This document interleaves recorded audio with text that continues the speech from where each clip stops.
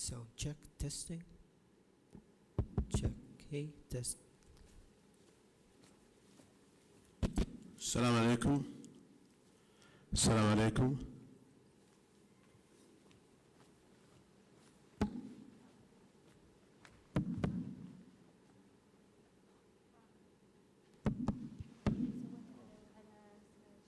خلاص لايف ستارت.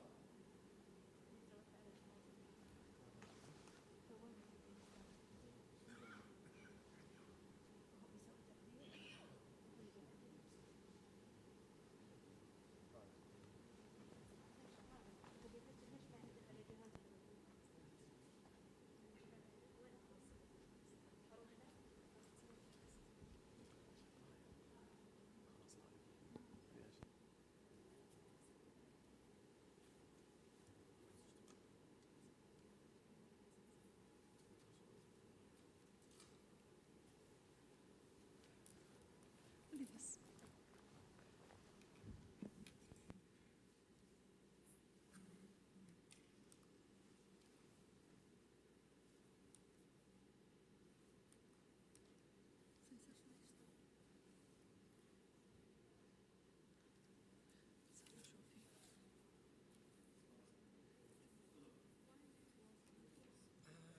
This another laptop that they want to connect. This is temporary.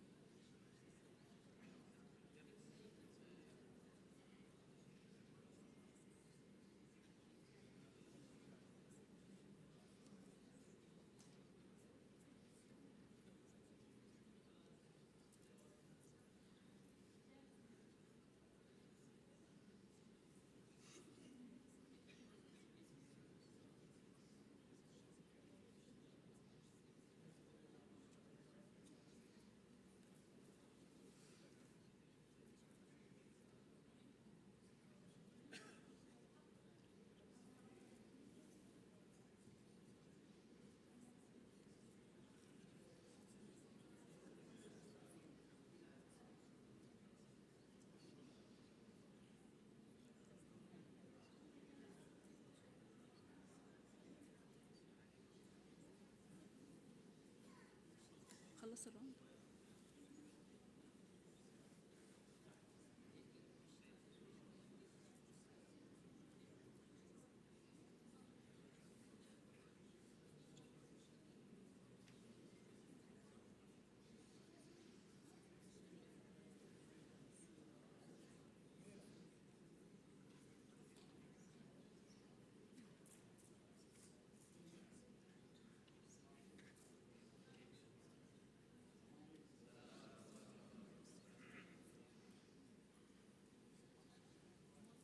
إيه إن شاء الله. رائد.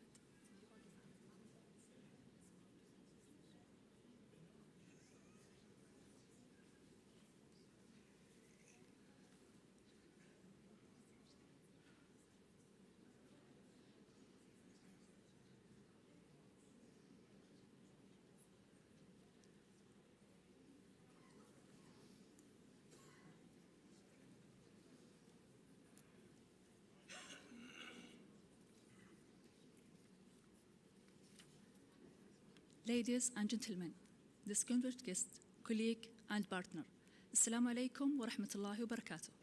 Good morning and welcome to the Secure Supply Chain Symposium, Shaping the Future of IBC Supplies. It's our honor to be with you today as we bring together leaders, innovators, experts who share our goal, building a safe resilience and Mubashir.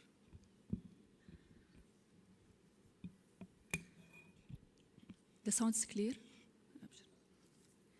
Again, ladies and gentlemen, our guest, colleague and partner, Assalamu alaikum wa rahmatullahi wa barakatuh. Good morning and welcome to the Secure Supply Chain Symposium, Shaping the Future of IBC Supply. It's our honor to be with you today as we bring together leaders, innovators, and experts who share our goal, building a safe, resilient, and sustainable supply chain that reinforce quality healthcare delivery across the Kingdom of Saudi Arabia.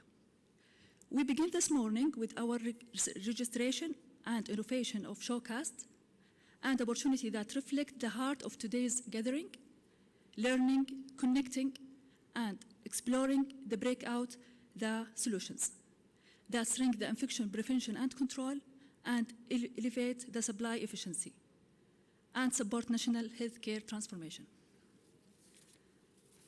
The Safe Supply Chain for Infection Control, SSIC initiative, was more than a project. It was a national commitment to ensure that every healthcare facility, every practitioner, and every patient would have uninterrupted access to essential IBC supplies. As we speak from the future, we see the impact clearly.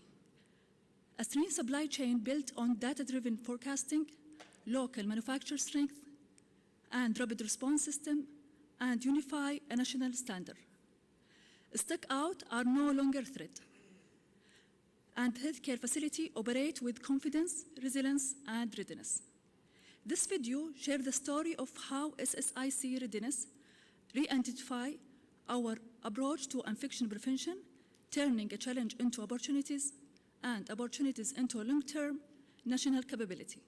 Welcome to the future we build together.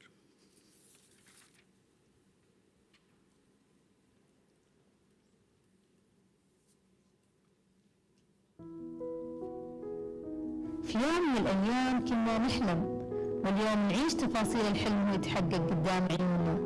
مو بس تحقق، بل تجاوز كل التوقعات ولامس كل طموح كنا نرسمه في خيالنا. كنا نجتمع، نفكر، نخطط، نرسم مسار الطريق خطوة بخطوة. طريق كنا نعرف إنه ما راح يكون سهل، لكن كان مليان بالإصرار، بالعزيمة، بالطموح بأننا قدها.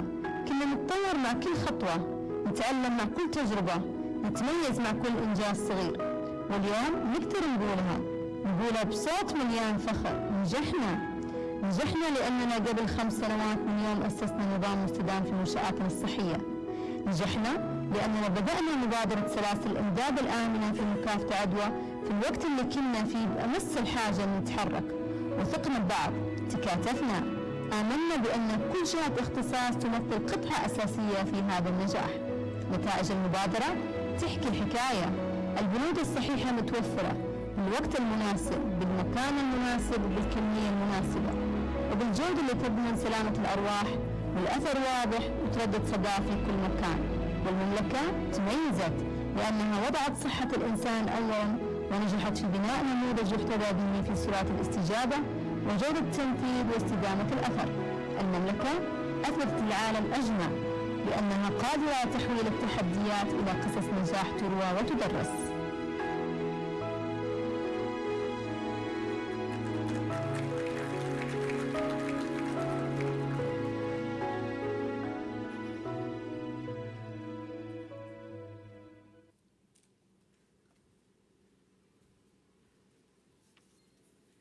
Next, we welcome Dr. Abu Bakr Umair, presenting the strategy role of NIPCO in strengthening the healthcare supply chain in Saudi Arabia. This session will highlight NIPCO national role in standardization, efficiency, and digital transformation. Please welcome Dr. Abu Bakr.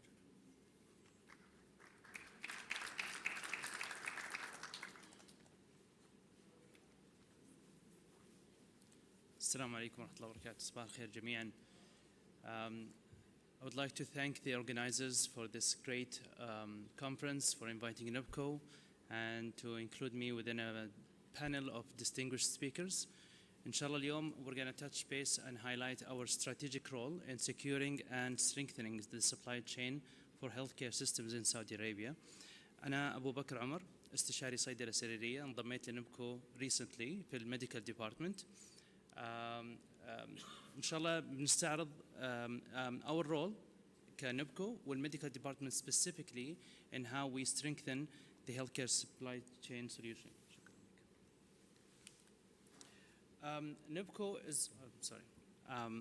NIPCO is provider for healthcare supply chain solutions in Saudi Arabia, as all of you know.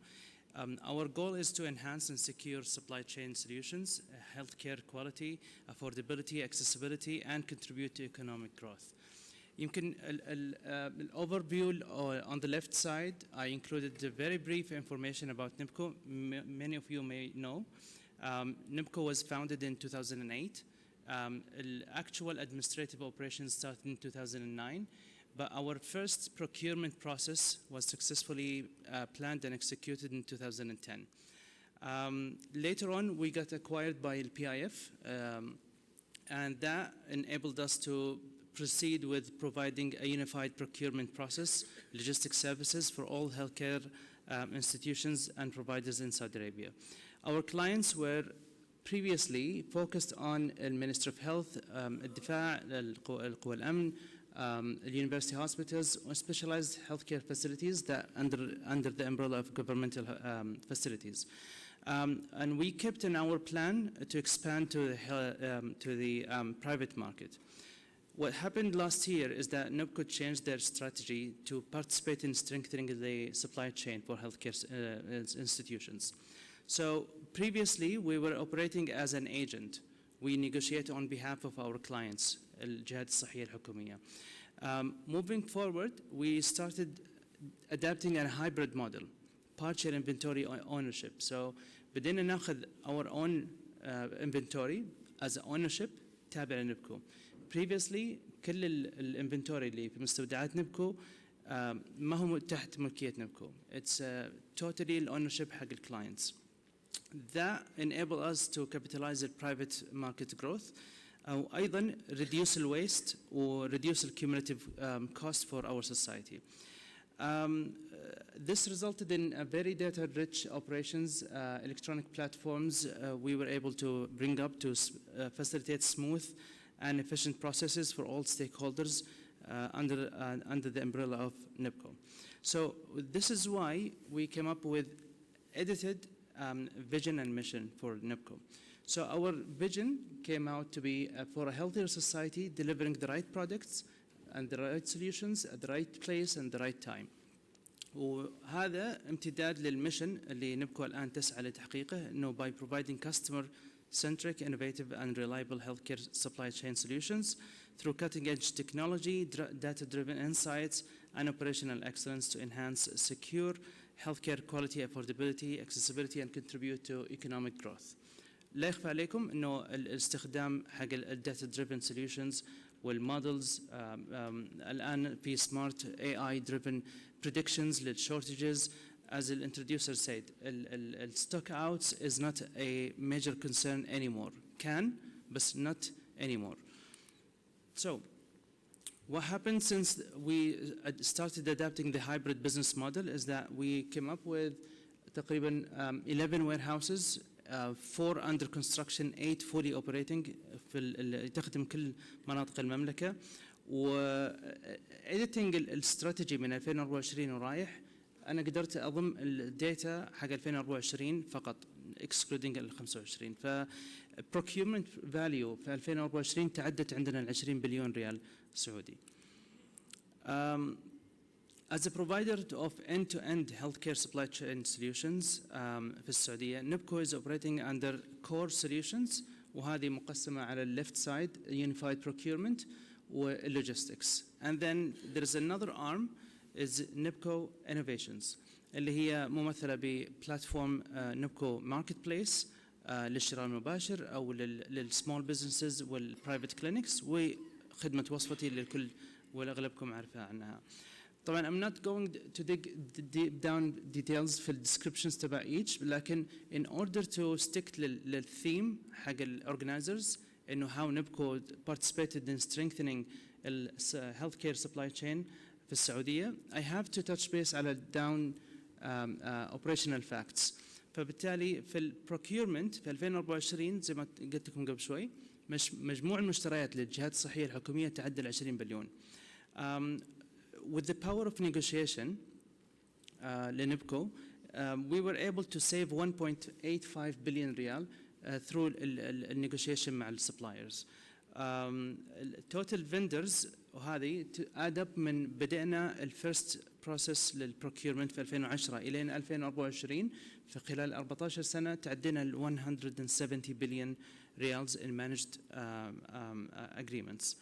Logistic wise عندنا 11 warehouses serving كل القطاع الصحي الحكومي في كل المناطق السعودية. عندنا الآن تقريبا 3900 نقطة توزيع لكل supplies. When I say supplies I mean medical supplies, medical devices and pharmaceutical products.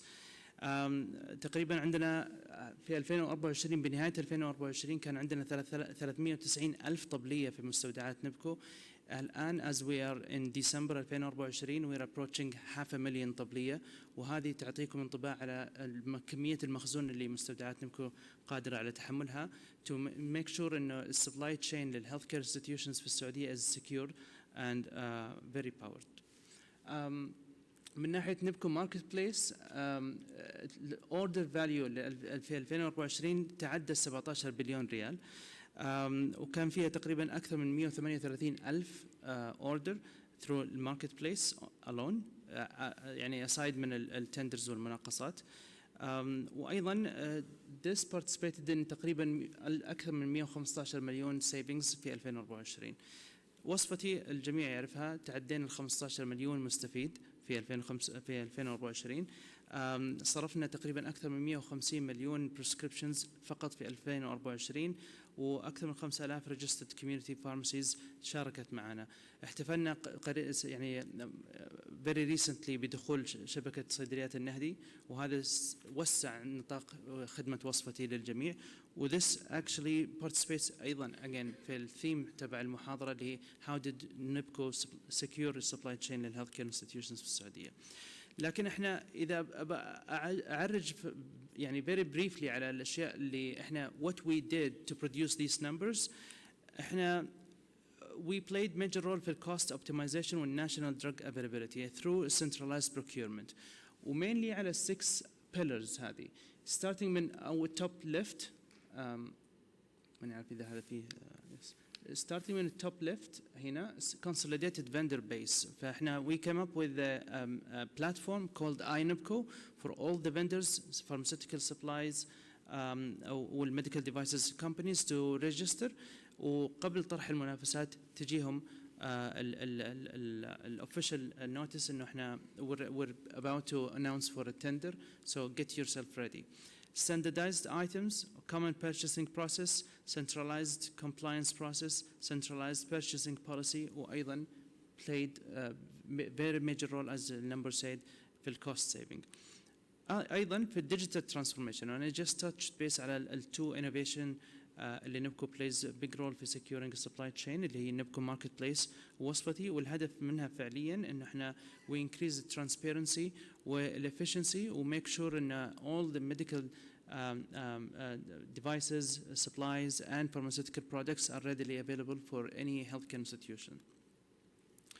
هذا يمكن شيء جديد ال partnership with the private sector. So احنا we empowered the private sector as a لأنه we just recently realized إنه private sector ال small and medium enterprises are integral role of healthcare institutions. ما نقدر نغمض عيوننا كذا ونقول ترى private sector ما لنا علاقة فيه. We have to support them. So we empower them and we give them an access to the marketplace only for the private clinics and small and medium enterprises.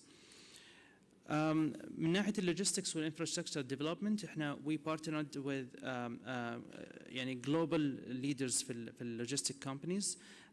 We invested in advanced infrastructures. On the top right hand side هذا one of the newest warehouses لنبكو في المنطقة الشرقية واللي على يساره على طول our new warehouse في منطقة القصيم. هذول fully automated وكان في زيارة اسمها ذا من معالي الوزير والوفد المرافق له.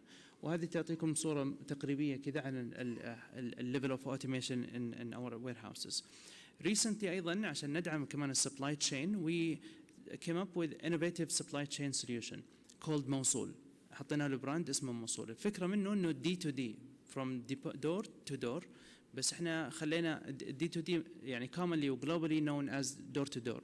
احنا we say door to department. So الديبارتمنت اللي يحتاج الميديكال supplies الميديكال solutions أو حتى pharmaceutical products, emergency, operations, pharmacy, whatever, ICU, they have an immediate access through an app for موصول to request the supplies, the medications, and it gets delivered right away من ال warehouses إلى the department itself.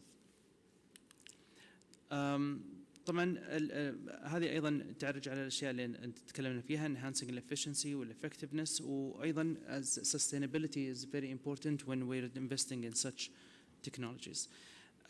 يمكن هذه مبادرة جديدة كمان أيضا نبكو came up with this year to secure supply chain solutions و supply chain processes في السعودية اللي هي securing strategic financing initiatives. سابقا كانت نبكو تدفع للمورد متى ما جت المبالغ المستحقة من وزارة المالية إلى وزارة الصحة إلى نبكو ثم بعدين تروح هناك. فإذا حصل تغيير أو تأخير يمكن يتأخر المورد في توريد الايتمز اللي أو البنود اللي مطلوبة. نبكو الآن secured very strategic financing initiatives مع banks عشان تلعب دور الضامن. خلاص انه البنك هو اللي بيسدد هذه في حاله تاخير المستحقات من وزاره الماليه او من وزاره الصحه او من وزاره الدفاع او من وزاره الحرس الوطني just to keep the wheel rolling and ongoing and we don't get a short cut for financial يعني اسمه ذا reasons. So strengthening supply chain financing, enhancing resilience in healthcare supply chain, ensuring continuous supply of drugs and supporting local manufacturers as well. يمكن يكون كمان أيضا تكلمنا عن securing أو supporting the private sectors وال small and medium enterprises وأيضا strengthening the healthcare infrastructure through making sure إن إحنا we enhance our backbone infrastructure والoperations وأيضا enhancing the overall healthcare infrastructure by investing in ourselves or our partners. In doing so, we believe in how we're promoting in competition, or we keep the wheel ongoing, or improving the patient care indirectly لما توصل البنود المستحقة للمستفيدين بها. يمكن يكون آخر latest move لنبكو and its commitment ل strengthening supply chain في السعودية هي تأسيس الميديكال ديبارتمنت قبل 7 شهور اللي أنا الدكتور عبد المجيد وزميلتي هنا من الحاضرين منى المديني اللي نقود العجلة هذه في الميديكال ديبارتمنت. Our role is to play a very key impact في الكلاينت سوليوشنز. سو الان في نبكو عندها الاكسبرتيز to speak in a medical language with the healthcare providers، سواء كانت في اللجان التحضيريه او في اللجان الفنيه او في حتى دراسه البنود القديمه اللي ما هي مستخدمه او اللي عليها قله طلب ويمكن تكون فيها اوفر ستوك، او حتى في البنود الجديده اللي يمكن النوفل تريتمنتس، المولكيولز الجديده اللي نازله في السوق اللي يمكن ما طلبت من الجهات الصحيه وبدانا نشوف في عليها دايركت بيرشيس عالي، فبالتالي احنا نحتاج نضمها من ضمن القوائم عشان تنزل اوفيشلي في التندرز. ايضا في الكلينيكال ديفلوبمنت وي ستارتد نسوي شراكات مع الشركات الدوائيه. نولج ديسيمينيشن كان لنا انبوت عالي جدا، نشكر الوقايه على مشاركتها معنا في جلوبال هيلث، واستراتيجيك الاينس، ريسيرش اكسلنس، ثوت ليدرشيب، تندر انفلونس، وايضا في الناشونال استراتيجي لنبكو ولتامين الدواء والمستلزمات الصحيه في المملكه العربيه السعوديه. اعتقد هنا وصلت للخاتمه للبرزنتيشن. اتمنى اني اعطيتكم perspective how NIPCO is participating in strengthening the healthcare supply chain solutions في المملكه العربيه السعوديه، وشكرا لكم.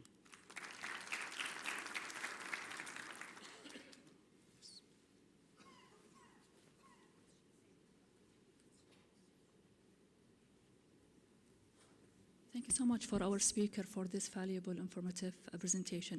This is the barcode. You can scan it for your question for this lecture.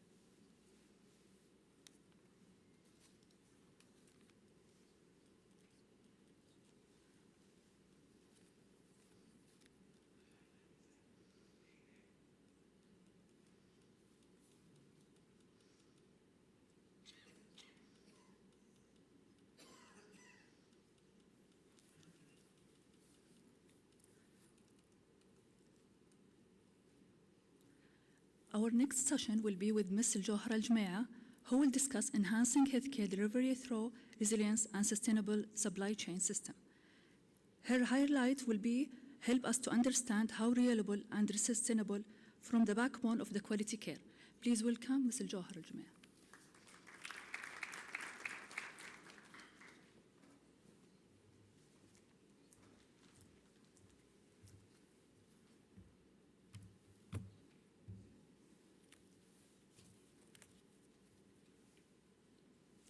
السلام عليكم جميعاً. صباح الخير، يسعدني وجودي معكم اليوم ويشرفني. أنا الجوهر الجميح، Supply Chain Manager at ليكي كير. اليوم هنتكلم عن موضوع صار كريتيكال جداً في الفترة الأخيرة، اللي هو enhancing the healthcare delivery through resilient and sustainable supply chain system, and how the system can positively work with the infection control system as well, in a positive way to strengthen it. So, let's start by the first element, which is the resilient and the silent backbone of infection prevention. When we think about IPC, the first thing that comes to our mind is the protocols and the clinical techniques that are happening and all of the tools.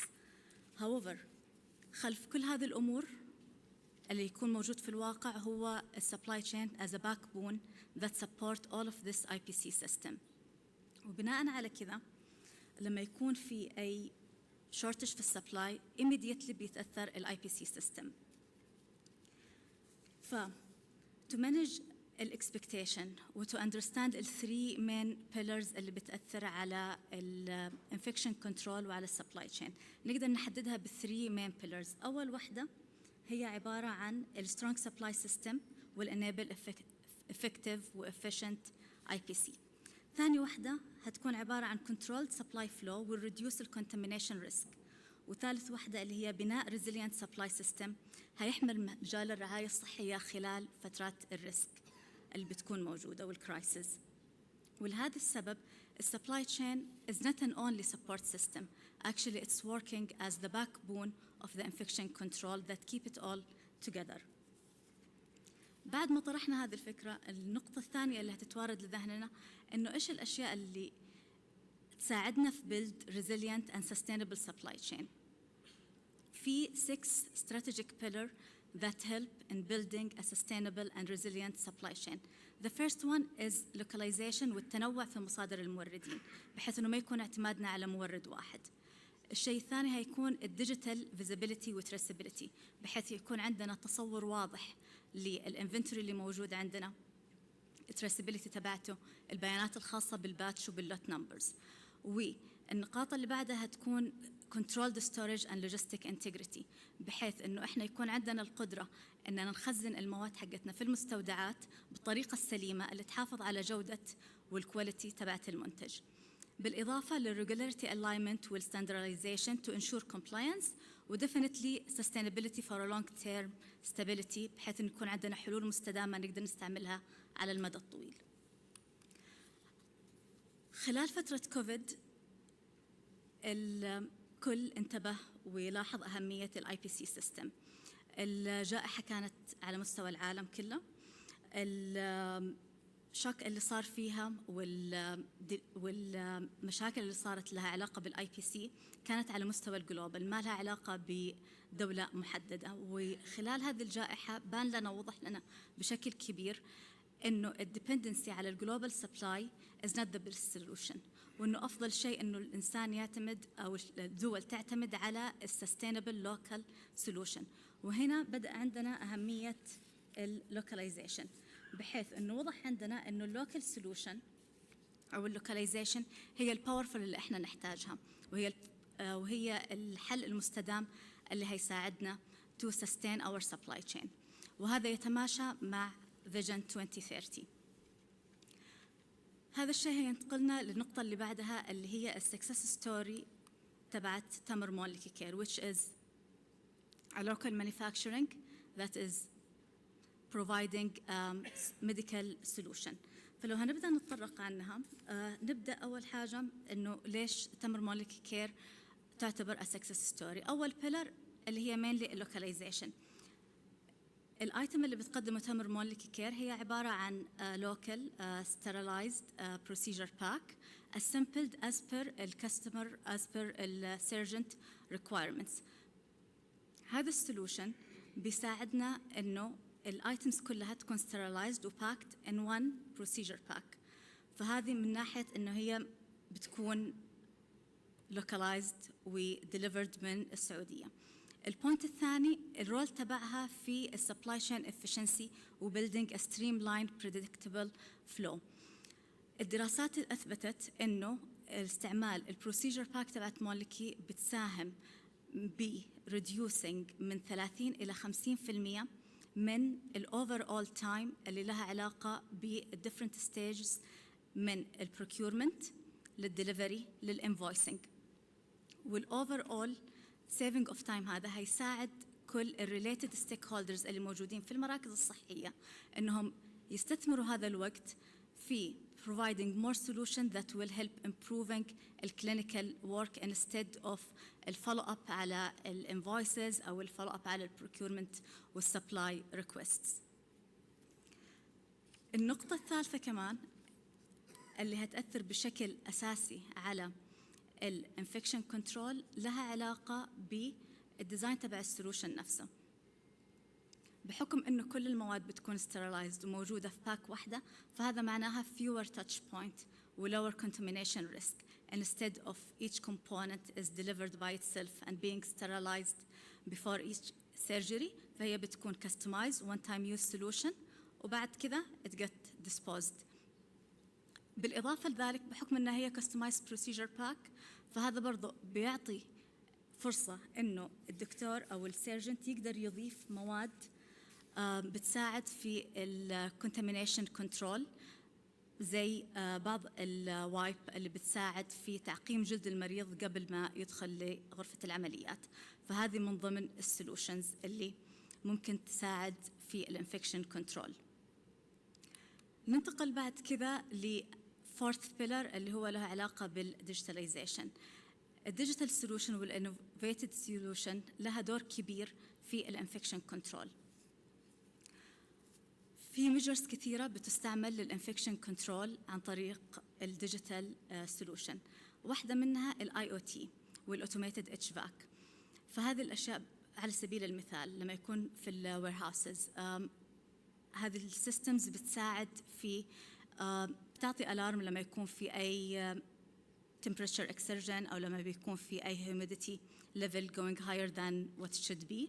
بالإضافة لذلك بأنها بتعطينا real visibility على الitems اللي موجودة في السيستم عندنا عن طريق مثلا ال WMS system، ال planning module وال ERP solution.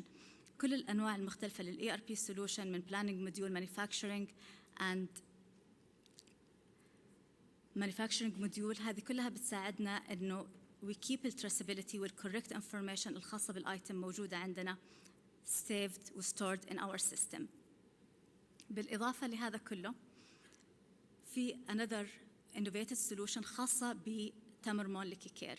على سبيل المثال مولك هيلث كير بورتل اللي هو عبارة عن بورتل السيرجنت يقدر يدخل عن طريقه ويحدد الكستمايزيشن اللي هو يحتاجها للبروسيجر باك، ويكون سيفد عنده موضحة فيها كل التفاصيل اللي هو يحتاجها. Another very important innovation و digital solution ال quality management system، بحيث إنه يكون stored فيها كل ال SOPs والإجراءات اللي مفترض يستعملها في القطاع الصحي اللي بتستعمله. على سبيل المثال في المصنع عندنا في تمر مولكي كير كل ال SOPs الخاصة بالتصنيع والستورنج والمانيفاكتشرنج stored عندنا في السيستم. ال SOPs لو في أي change control required هيكون stored بالتفاصيل الخاصة فيها، بحيث إنه يحافظ على التريسابيلتي للأكشنز اللي بتصير، ولو صار أي non-conformity it's recorded in the system وبناء عليها يتحط ال needed corrective action و protective action.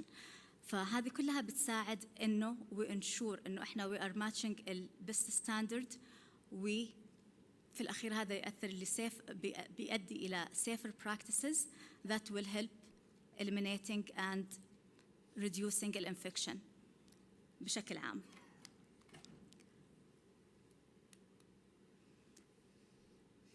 الانوفيشن سولوشن ما هي بس الشيء الوحيد، هنا هننتقل إلى more basic fundamental item which is اللي هي ال end-to-end supply chain and how the infection control can participate in each stage of the supply chain end-to-end journey. let's start من ال supplier selection.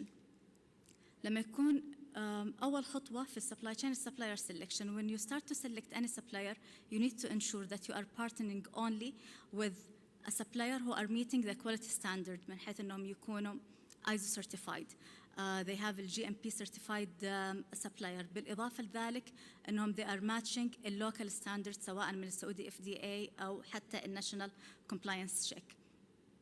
فأحد الإجراءات المهمة أنه أي supplier نتعامل معه على حسب الكريتيكاليتي تبعته كمان لازم يتعمل له اوديت. بعض السبلايرز الكريتيكال هيتطلب انه يتعمل لهم سايت اوديت to ensure انه هم in their site they are storing and saving الايتمز اللي هنستوردها من عندهم بالطريقه السليمه. بهذه الطريقه احنا بنضمن انه احنا we are securing انه حتى الايتمز اللي هنستلمها في مستودعاتنا هتكون من بلد منشأها stored بالطريقه الصحيحه. بالإضافة لذلك مهم جداً إنه السبلاير يكون عنده good ERP system أو management system بيساعد إنه يكون فيها tracking لكل الانفورميشن المهمة سواء من اللوت نمبر، الباتش نمبر، البيانات الخاصة بالمنتج من الإكسبايري، تاريخ الإنتاج، لأن هذه المعلومات كلها هتساعدنا في النقطة التالية اللي هنتطرق لها اللي هي البروكيورمنت. في البروكيورمنت only approved items from approved suppliers should be registered. ما هنبدأ البروكيورمنت غير لما نتأكد إنه الايتم qualified و approved as per quality standard اللي ذكرناها سابقاً. ولما تتسجل هذه البيانات في المنتج مهم جداً نتأكد من الانتجريتي حقة الداتا وإنها تكون full information، لأن هذه هتأثر على شيء مهم جداً اللي هو التريسابيلتي تبعت الايتم والدوكيومنتيشن تبعتها. بعد كذا هننتقل لنقطة مهمة اللي هي الريسيفنج واللوجيستيك اسبكت. الاهتمام بالانفكشن كنترول ما بيبدأ بمرحلة الريسيفنج، يبدأ قبل كذا بكثير من بلد المنشأ، بحيث أن نتأكد أنه في التعامل مع الفوروردرز نتأكد أن الكونتينرز اللي هتتحط فيها المواد اللي سيتم شحنها تكون خاصة بمواد طبية، بحيث أنه نقلل من الكروس كونتامينيشن، ما يكون في مواد غذائية وبعد كذا تحط فيها مواد طبية أو مواد لها علاقة بالزراعية ويكون في ريسك لبعض البيست. بالإضافة لذلك ensuring إنه يكون في advanced spraying system للكونتينر to eliminate any potential pests ممكن تكون موجودة داخل الكونتينر. Another very important infection control measure is the data logger، بحيث إنها تبين لنا لو كان في أي temperature exertion صار خلال فترة الترانزيت للكونتينر. كل هذه الأشياء والمعايير بتساعد إنه once إنه توصل الشحنات للمستودعات الخاصة فينا نقدر نتمم الريسيفنج بطريقة سليمة. ولما نبدأ في الريسيفنج مهم جدا إنه يكون منطقة الريسيفنج segregated completely عن المنطقة اللي فيها الستورد ايتمز عشان ما يصير في ميكس بينها. considering إنه واحدة من المعايير المهمة جدا إنه يتعمل كواليتي شكل الايتمز أول ما تدخل المستودعات. على سبيل المثال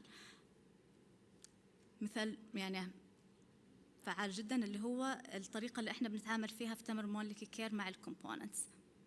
لما نستلمها في المستودعات داخل المستودع نفسه في بيلت كواليتي روم للانسبكشن، بحيث انه كل شيبمنت اول ما نستلمها بتروح على الكواليتي انسبكشن روم وبتعمل لها انسبكشن عشان نتاكد انها مطابقه لنفس المعايير الجوده اللي احنا اتفقنا فيها مع المورد من البدايه.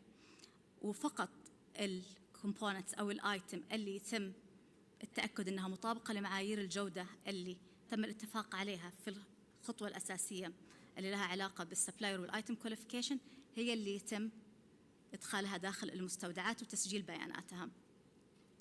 فهذا من اهم المعايير اللي يتم اتخاذها. بعد كذا هننتقل لمرحله الستورج. لما يتم تخزين المواد في المستودعات من اهم المعايير اللي يتم اتخاذها اللي هي الريباليتيزيشن.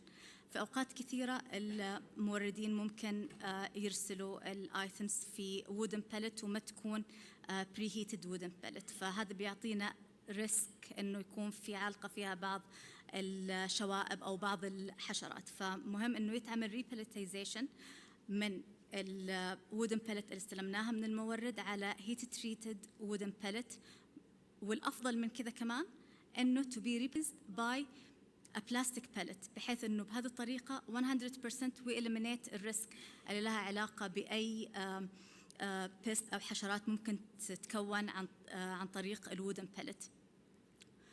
الشيء الثاني كمان المهم اللي هو correct segregation للايتم في المستودعات لما بنعمل لها ستورنج، بحيث انه نتاكد انه الايتم is stored على حسب النيدد temperature تبعها، سواء refrigerated او frozen او normal temperature. Another very important aspect even انه how we handle الستوك في المستودعات عندنا على حسب السيستم اللي احنا نحتاجه. ففي عندنا الفيرست ان فيرست اوت وفي الفيرست اكسبايري فيرست اوت غالبا في المجال وامثله اخرى كمان. غالبا في المجال الصحي واللي احنا بنتبعه بيكون فيرست اكسبايري فيرست اوت to ensure انه الستوك عندنا يكون as healthy as possible وانشور الانتجريتي تبعت الشيلف لايف للايتم الموجوده. بعد كذا تاكدنا ان الستورج موجود ومضمون بطريقه جيده، ننتقل للنقطه اللي بعدها اللي هي المانيفاكتشرنج. فاونلي الابروفد كومبوننت ويل بي موفد للبرودكشن اريا. في البرودكشن اريا في معايير كثيره بتتخذ. اول معيار له علاقه ببناء الكلين رومز والصالات الانتاج، فيجب ان يتبع فيها معايير الايزو 13485 بالاضافه للجي ام بي كلين روم اوبريشن ستاندرد. والمعيار الثاني له علاقه بالاوبريتورز والاشخاص اللي بيشتغلوا جوه صالات الانتاج، بحيث انهم لازم يلتزموا بال good manufacturing practice in terms of التعقيم وغسيل اليدين، بالإضافة لأنهم يرتدوا ال PPE المناسبة على حسب المنطقة اللي هم بيكونوا متواجدين فيها. بالإضافة لذلك في المعايير اللي لها علاقة بال HVAC والفنتيليشن تبعت الإير، وكمان السنسور كنترول اللي بتكون موجودة في المناطق الخاصة بالبرودكشن.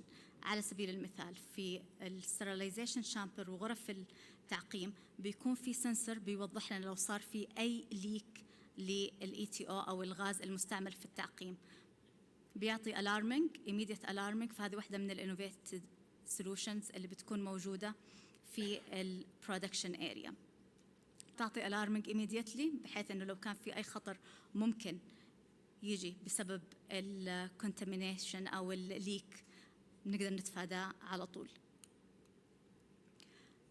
النكست ستيب لها علاقة بالترانسبورت والديستريبيوشن. لما نتكلم عن الترانسبورتيشن من المهم جدا انه يكون في segregation flow، بحيث ان الايتمز اللي لسه not ready for transportation يكون لها pathway مخصص لها في المستودعات، والايتمز اللي ready for transportation تكون برضو لها الباثوي الخاصة فيها. التجهيز للايتم اللي جاهزة للترانسبورتيشن in terms of wrapping, preparation, labeling من الأشياء المهمة اللي بتساعد في keeping traceability للآيتم. بالإضافة لذلك choosing و selecting distributor partner اللي الشخص بيتعامل معه لازم يتبع في نفس المعايير اللي ذكرناها سابقا في supplier selection، عشان نتأكد إنه الآيتمز حتى بعد ما إنها توصل للdistribution partner تبعنا إنه هي saved و secured in a quality method. النقطة اللي بعدها لها علاقة بالكاستمر سيرفيس. الرول تبع السبلاي تشين ما ينتهي بالديستريبيوشن، يمتد لأبعد من كذا حتى بعد ما الايتمز توصل للاند كاستمر عن طريق السبورت. في أوقات كثيرة الكاستمر سيرفيس تسيرف از alarming point لما يكون في أي infection أو أي alarming situation عن طريق received customer complaint أو عن طريق that might trigger a recall أو عن طريق أي recall that is initiated من السبلاير نفسه. وهذا هينقلنا لنقطة مهمة اللي هي product recall. في product recall عشان نتم، يعني أنا ممكن هنا أذكرها عن طريق مثال واجهناه في تجارب عمل سابقة في product recall. To ensure successful product recall في عوامل كثيرة يجب أخذها بالاعتبار. أول واحد إنه يكون عندك سيستم واضح ومبني يوضح الرولز والريسبونسبيلتي و SOP واضحة توضح الريسي ماتريكس والرولز والريسبونسبيلتي لكل شخص، بحيث إنه أول ما يكون في أي ريكول كل شخص في المنظمة عارف بالضبط الرول تبعه واللي مطلوب منه إنه يتم اتخاذه والإجراءات اللي لازم ياخذها. الشيء الثاني المهم ال ERP system، وهنا لما كنا بنذكر أهمية البروكيورمنت وإنه يكون في تسجيل للمواد بكل تفاصيلها، أهميتها هتبان في مرحلة الريكول لما يكون عندك solid system موضحة في كل التفاصيل الخاصة بالمواد اللي تم استلامها بتاريخها بالباتش نمبر بالكميات. هنا مسألة الريكول هتكون بسيطة جدا، هتدخل على السيستم هتشوف الباتش اللي انت استلمته ايش الكمية اللي استلمتها، كم متبقى منها مستودع، كم تم تسليمه للعميل، وهيكون عندك البيانات الخاصة بالعميل كمان مسجلة عندك في السيستم. وهنا تبان أهمية إنه حتى الديستريبيوتر اللي بنتعامل معاهم لازم يكون عندهم solid system to support such incidents.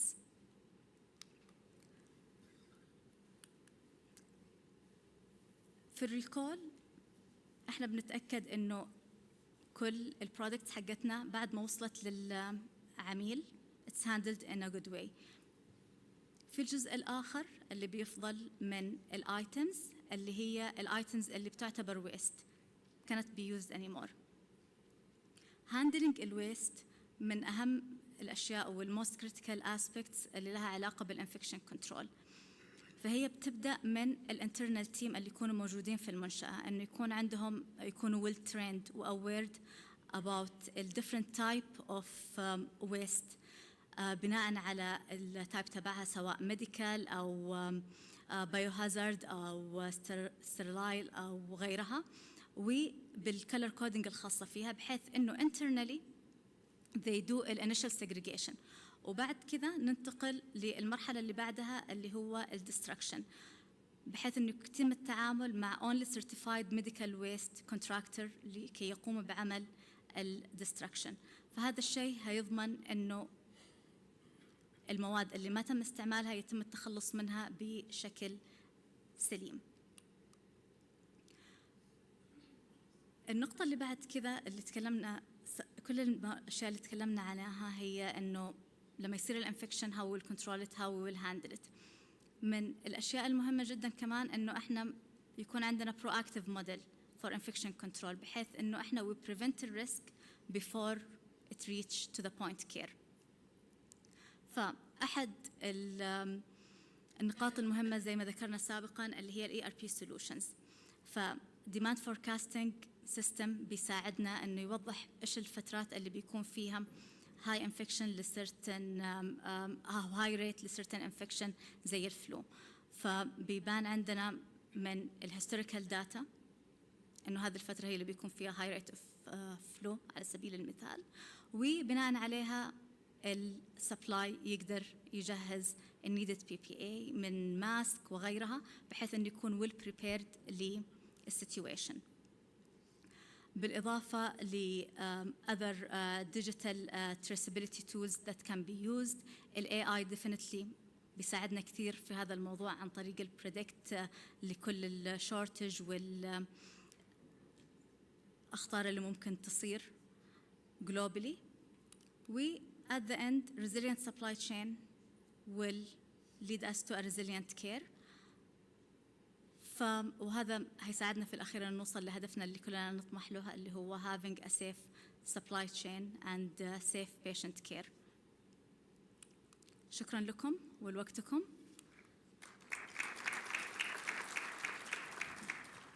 الباركود موجود، لو عندكم أي أسئلة أكون سعيدة بمجاوبتها خلال فترة البانل ديسكشن. شكرا لكم.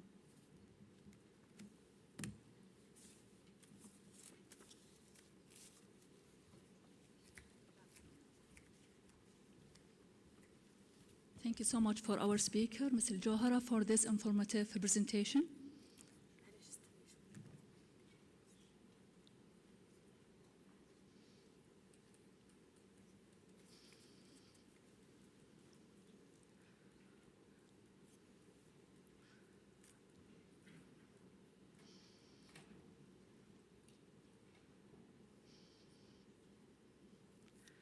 Our next thought-provoking topic came from Mr. Bolo Kabili, speaking on innovation and future direction in the infection prevention and control supplies.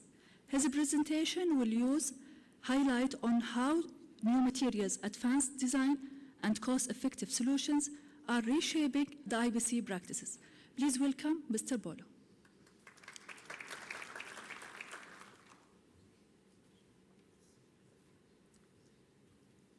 So good morning, and thank you for inviting me to speak at this important event.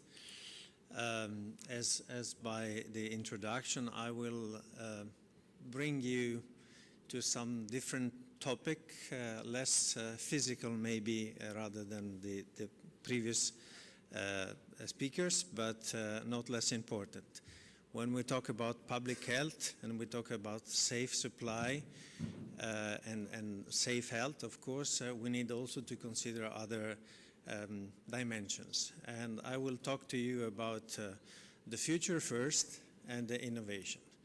When we talk about the future, in particular, we have to take into consideration that more and more the future direction of healthcare, mostly in a country like Saudi, which is really expanding and accelerating, it's important to take into consideration not only the physical preparedness of safe healthcare, but also the fact that this safe healthcare has a cost.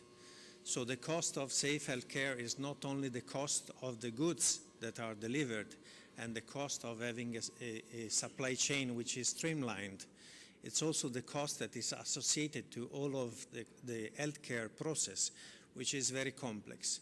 And when we talk about complexity, we cannot avoid of thinking that medical devices is probably one of the most complex environment that we have to cope with, and in line with some of the very difficult and complex industries like nuclear sectors or aviation. And without taking the importance of pharmaceutical, but pharmaceutical is much easier in terms of process and also complexity when choosing a drug. Medical devices are really millions, and I understand that it can be complex to define what should I choose, why should I choose this device instead of another, because the offering is so broad and the number of devices is so broad that we need to find some way to let's say, consider how to do it. So can health economics help? So I'm an economist by background, and I know that economics can sound weird to some of you maybe, and mostly if you are maybe more in the engineering or in the supply, but also in the medical, let's say, mindset. Economics sounds like something, let's say, which is accessory. Well, health economics can really influence the possibilities and limit or expand the possibilities of delivering a good care and delivering the right products at the right time in the right place, as we heard before. So health economics is the application of a principle of efficiency, which we do every day, probably every hour, every minute. Every time we have to take a decision. Every time we take a decision, we know that we need to understand if that decision is good for us in that moment for that purpose that we have. So it's good when we have to decide for a car, for a house, or even for the restaurant. So we decide on several parameters. Efficiency is one, and anyway, the decision is taken into an analysis, a quick analysis that we all do into an environment of scarcity. So we decide which are the resources that we can allocate to that decision. And in healthcare, it's more or less the same. So health economics is really allocating resources, maximizing the benefit in an environment of scarcity. So a very important professor of economics more than 20 years ago decided to study healthcare, and this professor is Mr. Michael Porter. I know that Saudi is really ahead of the rest of the world in this area and took this challenge very seriously. So value-based healthcare is something that in Saudi is already in place. But we have to consider that implementing value-based healthcare is not as easy as I said before. It's not just economics. So even if the formula is pretty simple, we need to consider that to reach the targets that we aim to in terms of value-based healthcare is not as easy as we say it. So first of all, we have to consider what is value-based healthcare. Value is not cost. Value is the proportion between health outcomes. So the health that we deliver, the health level that we deliver when we finish a, let's say, treatment or surgery, and the cost of delivering that treatment or that process, that care. So the outcome of care versus the cost of care. And the outcome of care can be valued by several parameters, and the cost as well is made of different components. So there are three main components in healthcare economics, and the first two are the most common. Every medical device, every pharmaceutical needs to be analyzed by efficacy and effectiveness. So the major questions are, can it work when we have something to develop? So if we talk about innovative drugs or innovative medical devices, all the studies that are preliminary to the commercialization is this innovation needed? Is this innovation working? But then we have to apply it to real life. So the second phase of studies before commercialization again, or contemporary to commercialization, is does it work in practice? So when we apply it into hospital care, into the patient care, does it work? And this is effectiveness. Then more and more, the system is asking us efficiency. And efficiency is not only moving goods. Efficiency is moving people, is streamlining. You probably are familiar with Lean or with Six Sigma. Well, we can apply it in healthcare too. We have Lean Healthcare. And Lean Healthcare is meaning to streamline the process and to see if it's efficient. But in that case, we reduce wastage. So MUDA and other, let's say, names are to say, okay, we know that the process is complex and maybe we are, let's say, doing things in a way that could be improved. So there is the improvement of the process and there is the improvement of the process and the components of it. So efficiency is, in health economics, in healthcare, is looking at improving the processes. But to improve the process, we know that we have a starting point and a landing point. So normally we reduce the complexity to two alternatives. Can be more, but normally in the end, two are those who resist.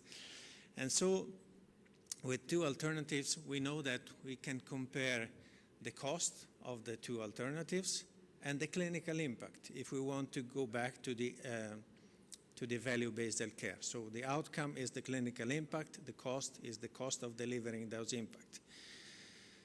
The important thing is that if we have only two elements and two, let's say, validation to make, we need to rely on solid data. And there is no health economics if there is no clinical data. So most of the evaluation that we do are taken from clinical studies, clinical publication, real-world evidence, everything that is measured and published and official in a hospital or in the world or in the public health sector. And we apply economics to it. So health economics will be as solid as the clinical evidence is. Now, to make it more and more, let's say, complex, of course, there are, let's say, different approaches, and I would say different formulas. And if you look at from left to right, you will see that it's getting more and more, let's say, intangible, less physical. So if we have analysis which are not based on the medical side, which is just comparing cost of two alternatives, it's a cost minimization. And we know that cost minimization is already hard because you have different variables, but it's not considering really the outcome, so the effect on the patient, the effect of the treatment. So if we move to the cost-benefit analysis, we know that we can consider other variables, but still all measure into money, so dollars, reals, or whatever it is. The cost-effectiveness analysis is the most common because it takes into consideration both the cost of goods and also the cost of other events. I would say complications are the most expensive events that we normally do not consider enough when we consider the cost of treatment, so the cost of those outcomes. And then we have cost utility. Cost utility also includes some more intangible factors like quality of life of the operators, quality of life of the patients, because luckily more and more the patients are surviving to treatment, to operation, to surgery, to cancer. And that life has to be quality life, not only, let's say, survivorship. So cost effectiveness analysis is a picture, we could say, but if we want to see it in projection, we have to consider something which is longer in time. And so normally what is mostly considered is budget impact analysis. So we go back to what we were saying in the beginning. We know how much we can spend to afford that result. And we know it not by patient, not by surgery. I mean, we measure it by patient, we measure it by treatment, but we know that we have a sum which is probably measured on a yearly basis or available on a yearly basis. This is the budget. So if we measure the budget, we have to know that in that budget, we need to fit the cost of the goods, so the acquisition cost, which is probably what you see the most. Then we have to consider the product use, and this is organization mainly. So one of the biggest costs of healthcare is personnel. And so if we streamline the staff, they will live better, and then we will need less to do one operation. So we will be able to be more productive, to deliver more operation, to treat more patients. And then we have the cost of treatment of adverse events, so complication. And when we have a complication, it's like when you do something and then you find that is not perfect. And so you go back and you have to redo it or, let's say, perfection it. And perfection, that I call perfection, can be death in reality, can lead to death. If it's not perfect the first time, the complication can lead to death. And infection prevention and control is for that.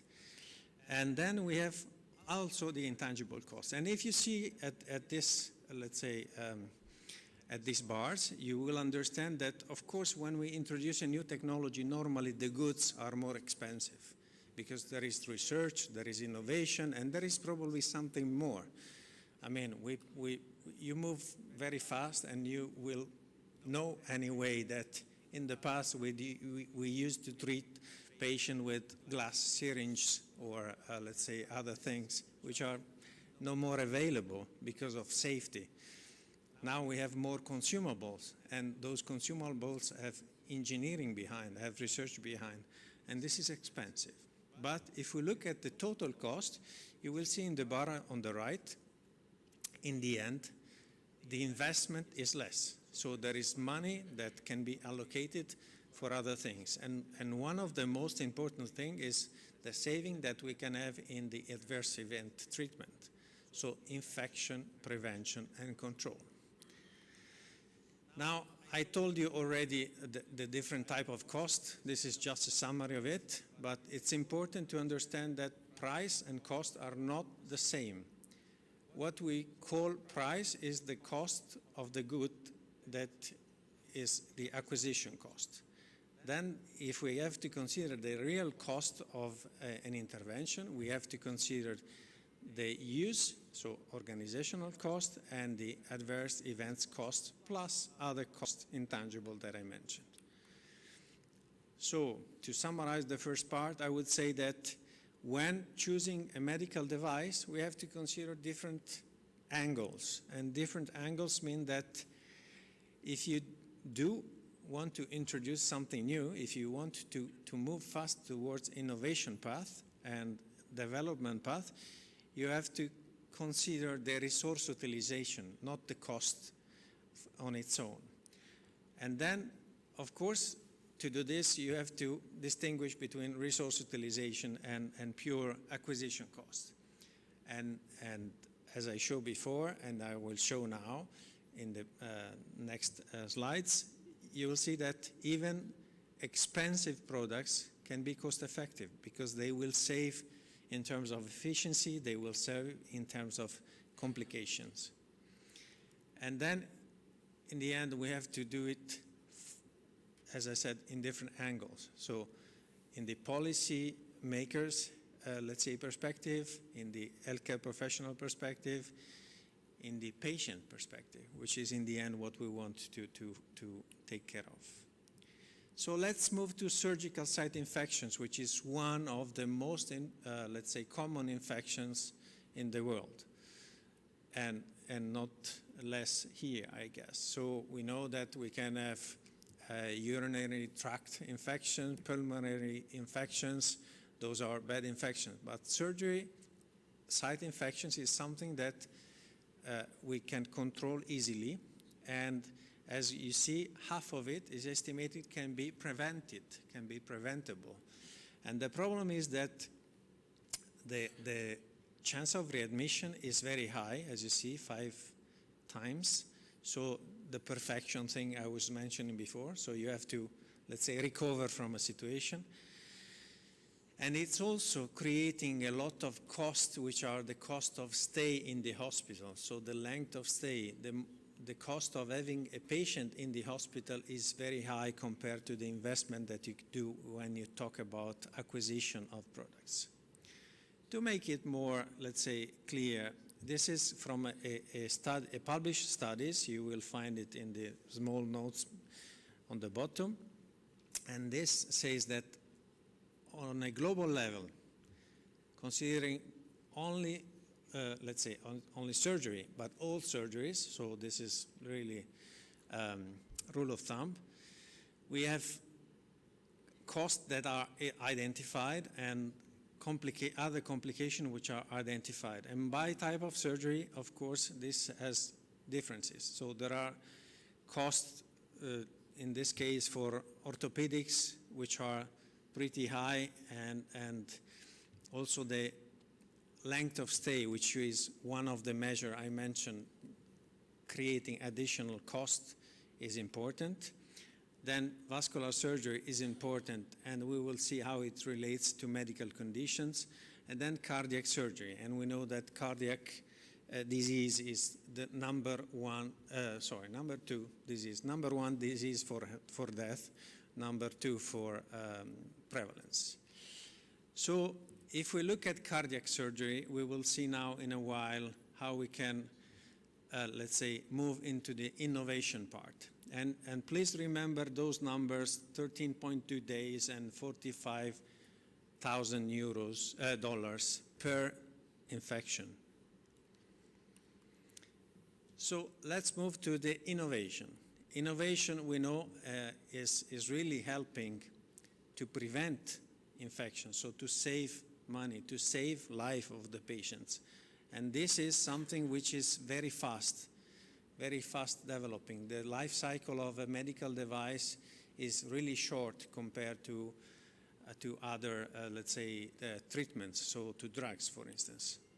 And if we take one of those which is not new but still top edge, we can talk about negative pressure. And in particularly for surgery, close incision negative pressure. That means when the surgery is finished, how they treat the wound that remains, so the wound that needs to be sealed, and will ensure that the patient is safe and the surgery is over. Well, there are different types of surgeries. I show you that for this specific type of innovation, there are clinical studies, number of clinical studies, not all are listed, but by type of surgery, we have data we can rely upon. And if we go back to the cardiac surgery that we were mentioning before, we know that we need to assess the patient. This is the first step. So not all the patients, not all the surgeries are the same. We need to understand which patient we need to treat with what. And so there is an algorithm that says which kind of comorbidities the patient has, or what is the clinical condition of the patient. So if the clinical condition of the patient is, for instance, obesity, we have an obese patient, we know that close incision negative pressure is recommended. But even if it's not, but the patient is a smoker or has diabetes or has other chronic diseases, probably negative pressure is recommended. And then also if we're talking about revision surgery, and unfortunately we know that people who has a serious disease, cardiac disease, orthopedic disease, often goes under several surgeries. So if it's repeated, it can be important to be sure that the incision is closed properly and, let's say, relief from other complications. And so in all these cases, negative pressure is recommended. Otherwise, there are other systems. Now, as I said, there are studies. There is a meta-analysis, so that is considering all the studies that has been published, or most of them, all of those who had, let's say, solid numbers. And in this, we saw that under the clinical aspect, the reduction of complications and the reduction of infections, in particular, on normal patients and on high-risk patients, it's important. So it's almost 50% if we consider normal patients. It's over 60% if it's high-risk patients, so obese, diabetes, second operation, or things like that. And we can associate to it a cost. So if we consider the cost, the real cost, so the total cost, so the health economics, we see that in the end, using negative pressure translates into a saving because it's an investment, it's not a cost. And now we can do it on the Saudi data. So if we look at Saudi, we know that the number of cardiac surgeries, if we consider the government sectors, are 85,000 more or less. If we consider the Ministry of Health standalone is 17,000. So we starting from a study, from a very solid study made by Lubani et al., and also in this case you will find the reference, we can translate this into numbers. And if we take the Ministry of Health standalone numbers, so 17,000 surgeries, and we consider the surgical site rate that is on average measured in this study, so Lubani study, we know that we can have a reduction thanks to clinical, to closed incision negative pressure in the range of 61%, and this is the number that was in the slide before. So 61% high-risk patients, so we consider only a portion. 61% is the rebate of risk of infection. And if we rebate the risk of infection, it goes from 13.5 to 5.3. And if we consider this 5.3, so this difference, we know that at the cost of $45,000 that was from the other study that I presented before when I told you, remember this number, 45K and 13.2 days, extra days, this will translate into a saving. And the saving is even if we consider that the cost of of closed incision negative pressure is 12 times the cost of standard dressing. So even with a solution that has an acquisition cost of 12 times, the final effect for the total cost of the surgery of the patient, for the budget impact, it will be important. And it will be so important that if we measure it on the total number of patients, so 17,000, it means 55 millions saved. Versus, of course, 106, I can click. Of course, measuring the difference. So you see the total cost of surgical site infections are the black part, is the major part of the cost, while the acquisition cost is the green part, which is even invisible in the first case, and let's say little but visible in the second case. And we know that we can reduce also, this is the point, oops, I made a mistake.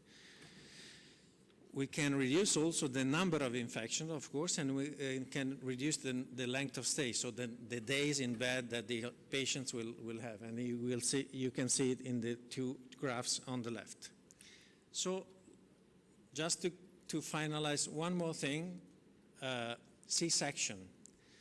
So we know from the global, let's say, perspective, even in this case published studies, that cesarean delivery, C-sections, is very common. It's very common, but in the range of 15% globally. And there is a risk of infection, because besides it's a surgery, there is a risk of infection. And the risk of infection varies country by country. Saudi is not that bad in this case, is in the range of 3.16 in this study. In reality, in the most recent studies realized in Saudi, it's 4.7. And so if we take this study, that shows 4.7 that has been realized and published in 2024, on an average of 5 years, you will see that is not stable, of course, but let's say the average is 4.7. And this is a problem for the mother and for the baby, of course. Then we look at some other data, and I told you that C-sections, cesarean section, is on average globally 15%. From the general authorities statistics in Saudi, it's 35%. So much bigger. There is for sure a reason to explain it, why births are given by C-section in a third of the cases. But it's important to see that also in this case we have an algorithm that can tell us where to put it.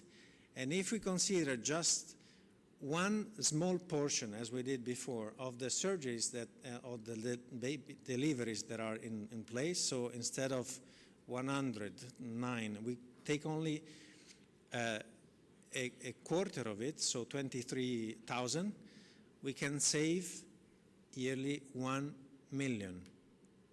1 million. And if we, of course, if we project it, it will be 4 millions, 5 millions. It depends on the number that you really consider at risk. So the message is infection prevention is an investment. Infection prevention pays. Thank you.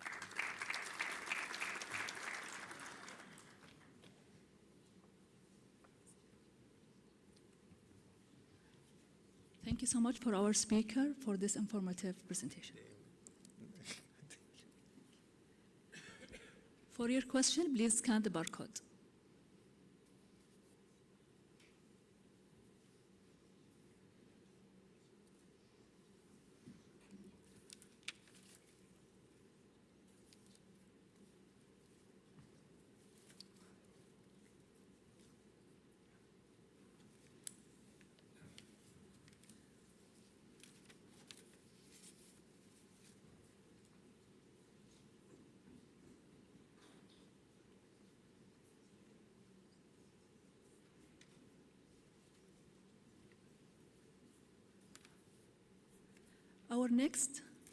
Our next transition with Dr. Ahmed Al-Malek, who will explore the role of technology and innovation in healthcare and supply chain transformation. He will take us into a realm of AI, automation, and integrating digital ecosystem. Please welcome with me Dr. Ahmed Al-Malek.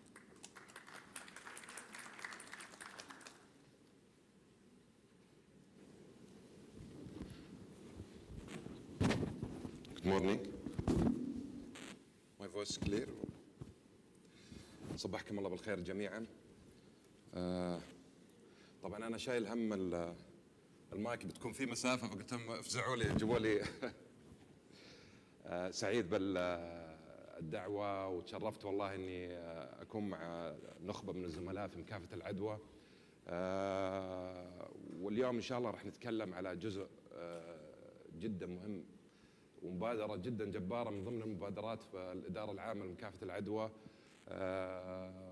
اللي هي SSIC أو السلاسل الإمداد الآمنة. فاليوم راح يكون التوبك عن الانوفيشن أو الديجيتال انوفيشن في سلاسل الإمداد، وإن شاء الله راح تكون يعني امتداد لمحاضرات الزملاء. طيب, the role of digital innovations specifically, we are going to talk about the artificial intelligence.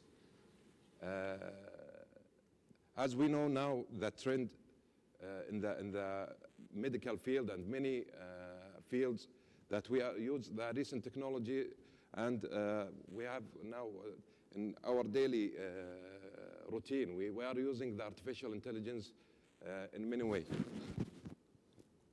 So today, I'm going to talk about modern health care is no longer defined by treatments, but by transformation. Data and digital tools are now as vital as stethoscopes. This is show us that the artificial intelligence is not just to ask and answer, and I don't want to mention some models, but now it become a critical, and we have to use this technology, and our vision, 2030 vision, supports and try to hold this the technology and use it in all the fields. Why innovation matters? My colleague, Mr. Paolo and Dr. Ajora, they said they focus on the cost. The cost is critical for us, and the supply is one of the most important factors that may, if you don't control it, you will lose a lot of money. So the cost saving and resource optimization, this is one of the most important factors that the recent technologies can help us to solve and control. Also, the safe and error-free or less error patient care. Many studies now compared the artificial intelligence with the humans in the medical field, and also in many many studies done like for the clinical diagnosis. They found that there is a significant reduction in human error when we are using the AI. Okay?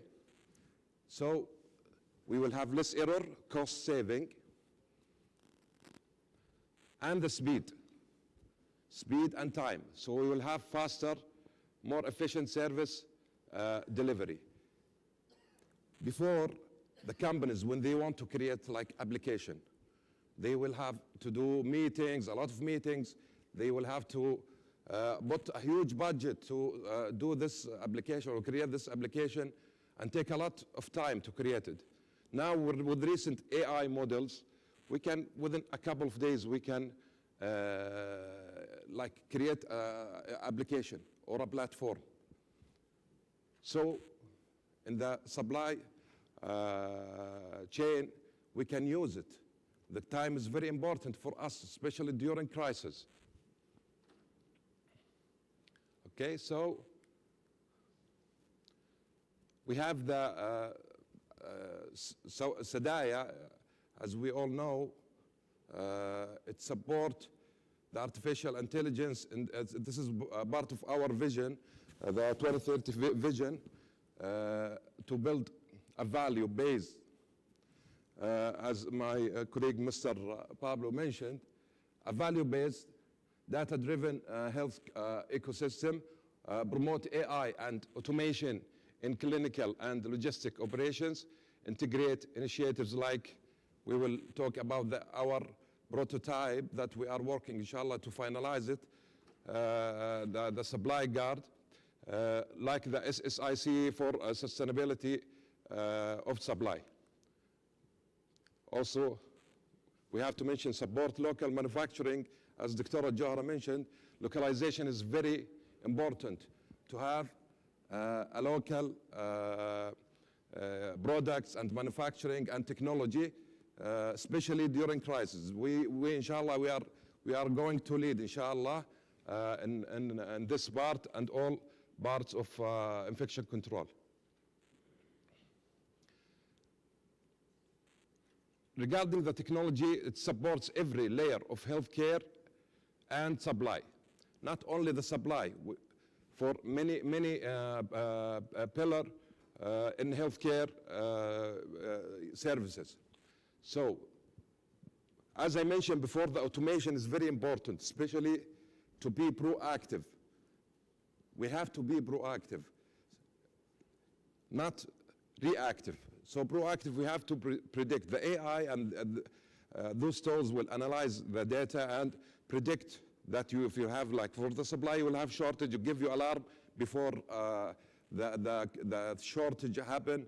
And we faced all during the pandemic, the COVID-19 pandemic, that it's very difficult during the crisis if you don't have a proactive tool.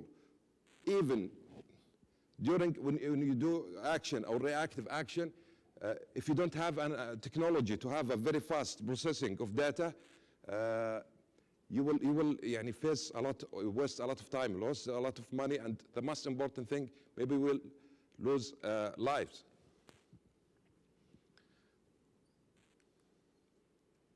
Okay, so the digital transformation journey. It will start with digitization, then the integration, then analytics and automation. The artificial intelligence, I'm talking mainly about the AI, because this is the trend in the recent technology, and it supports you to transform your ideas into a reality. So I advise you all, if you have any idea, you can, it's now you have the tools. It's a matter of you having a good idea and you can transfer it into reality. As we deal with Dr. Faisal in another platform. So when we just test some of the samples with our colleagues in hospitals, like for the surveillance or in the SSIC, we just created simple applications. They said, yeah, we need this. Please, we need this. Because the manual working and documentation is time consuming, and you have, we know the chances of errors are high.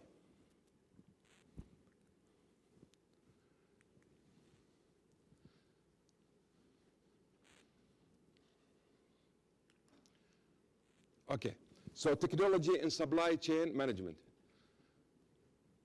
From reactive to predictive logistics. We have to be more predictive. This is a very critical point.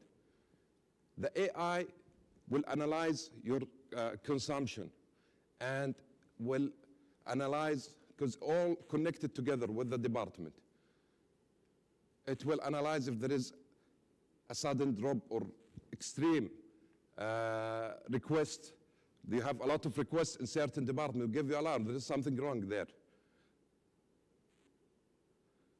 Before, maybe you cannot control this, and you have a lot of advantages and benefits from using the AI. I'm just mentioning examples. You will have a lot of benefits. Automated lost stock and expiry alerts. Even the expiry, it will give you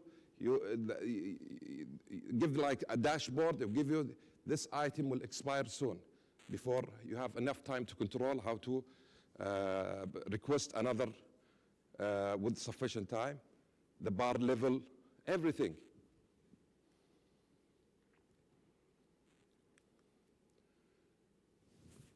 Okay, for the supply and resource planning, AI transforms forecasting.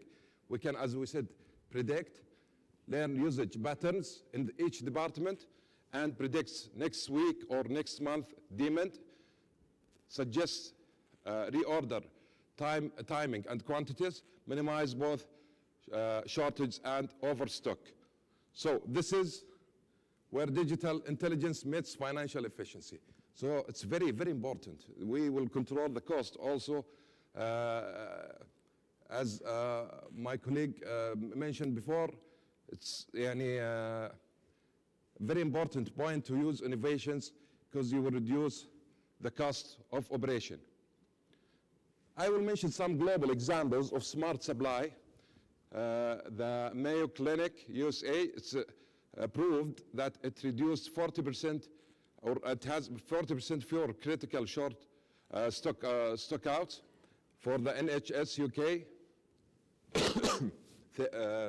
30% waste reduction via predictive analytics. So their model is more predictive. And also the WHO recommend the 2022 guidelines recommended digital logistics, and we are talking now more specifically for about the AI. So there is the WHO is now going to recommend all the countries to adopt those technologies like AI. So proof that technology improves continuity and save lives. Now we have our own local prototype. We are working on it. We are taking the feedback from the hospitals. We have a lot of positive feedback, and we need more feedback to make it a very powerful tool. And inshallah, we'll make it lead it to be to be international, inshallah. So this is our local model, which is Supply Guard. We started with our colleagues in the SSIC. They did like risk assessment and the gaps we face in the supply. So we collected the points that we can improve using the technology. Then we created this platform.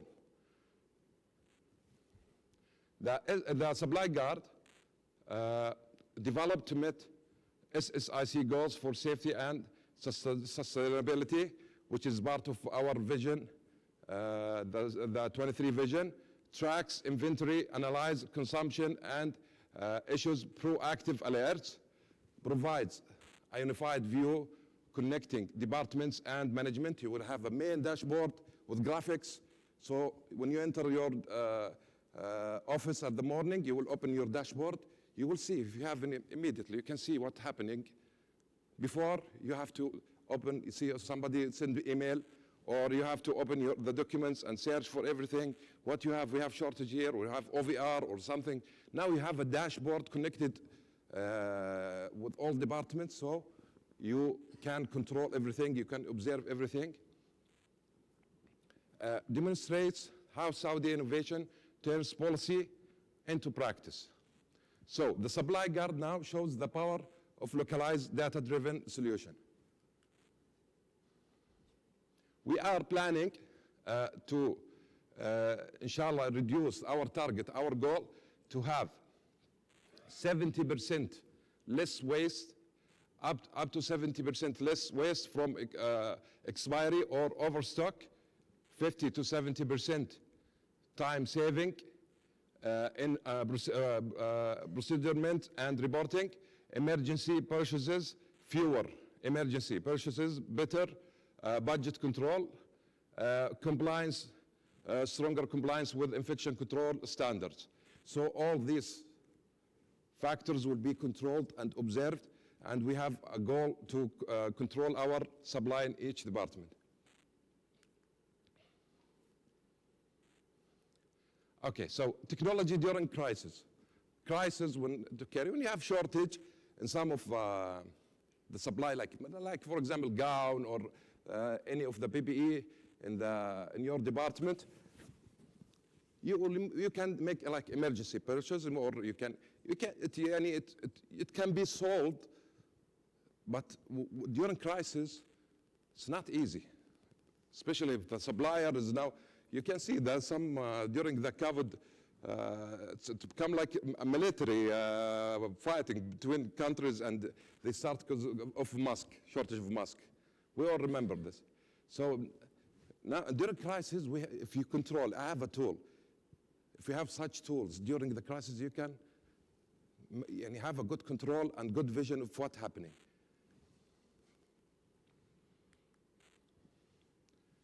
Regarding the quality and safety through technology, quality depends on information accuracy.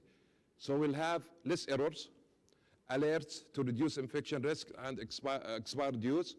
The KPI dashboard highlights deviations, as we said. The transparency support MOH quality and accreditation targets. So everything, as I said, it will be controlled. Empowering healthcare professionals. The technology enhances human capabilities, not reducing. It enhances. We have a lot of resistance. To be honest, many still, until now, they are resisting the artificial intelligence. And it's a human nature. To some, the resistance of change is not. Some people, they easily change, and if they find the thing is better, or but some, they are resisting. No, I don't want to change. I want to stay like. So we have to change. So this is, I will talk in the challenge. So less manual work, more time for patients, shared systems improve teamwork and accountability. As I told you, when I see my colleagues, they said, please give me this, I want this. This is, I see the need, and there is a hunger for something to make life easy, okay? Access to live data builds a confidence in decisions, encourage innovation mindset within clinical and logistic teams. I repeat again, I advise you all to use the recent technologies. If you have idea now, the idea is better. Easily, you can transform it into reality. So, yeah, mashallah, I'm sure you all have a good ideas, but you don't know, it will not be applied. No, try. So I'm advising you, if you have, this is a topic not to show only what we did or what we need to, our goals, but also to motivate you to do your, transform your ideas to a reality using the AI models or whatever the tool. The challenge, as I said, this is I face personally. Change resistance. People, what's that? No, I'm better than the AI. I'm not disrespecting you. I'm giving you a tool that will help you. I'm giving you to help you. Some people know it. Take it as personal. This is not. No, I don't believe in AI. We respect this, but as the people who will not use the AI now, they will miss a lot. So we have to deal with people with resistance. We try to convince them, but if they don't want, this is okay. The cybersecurity, it can be controlled, but you need to have a very high security. You need companies to control this. The financial cost of infrastructure also can be controlled. Alhamdulillah, in Saudi Arabia, we have a good infrastructure for digital system.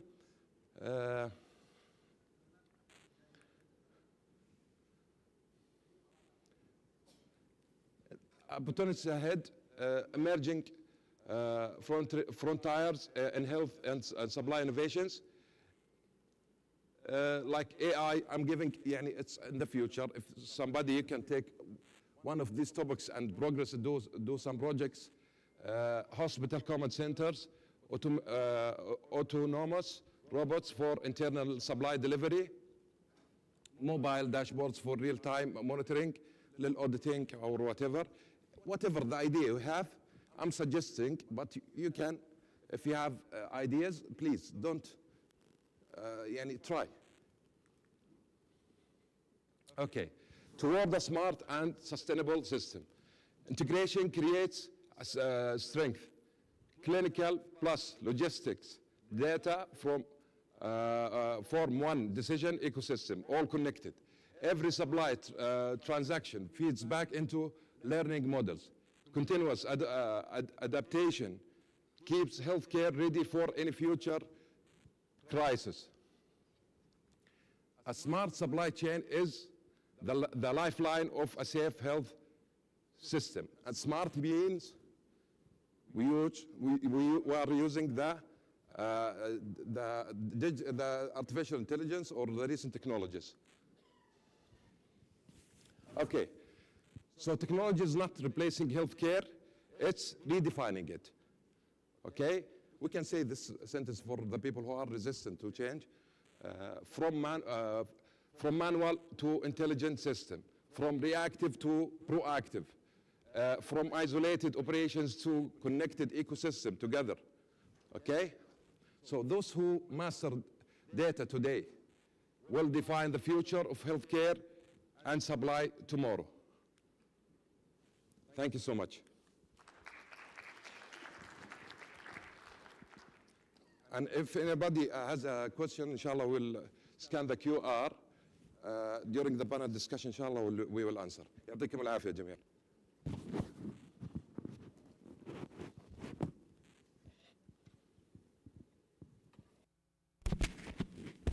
Thank you so much for our speaker, Dr. Ahmed, for this informative presentation. Please scan the barcode for your question.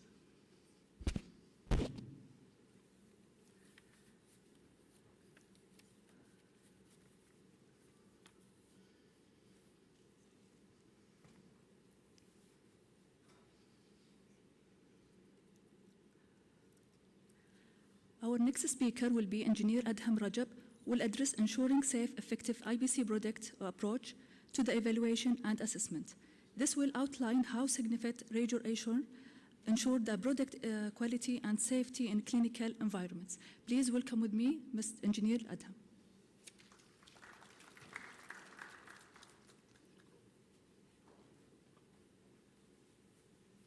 السلام عليكم.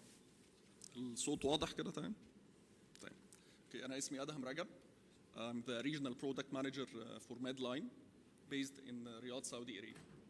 So today's presentation will talk about the product evaluation.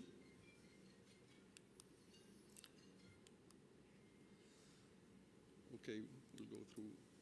Okay. So product evaluation is a fundamental process for healthcare systems designed to ensure that medical products comply with standards for infection protection and control. This process entails a systematic assessment of safety, effectiveness, and usability, with the ultimate goal of safeguarding both patients and healthcare professionals. By evaluating products, healthcare facilities can verify that the tools and equipment being used in clinical practice contribute in reducing transmission of infectious agents. Okay.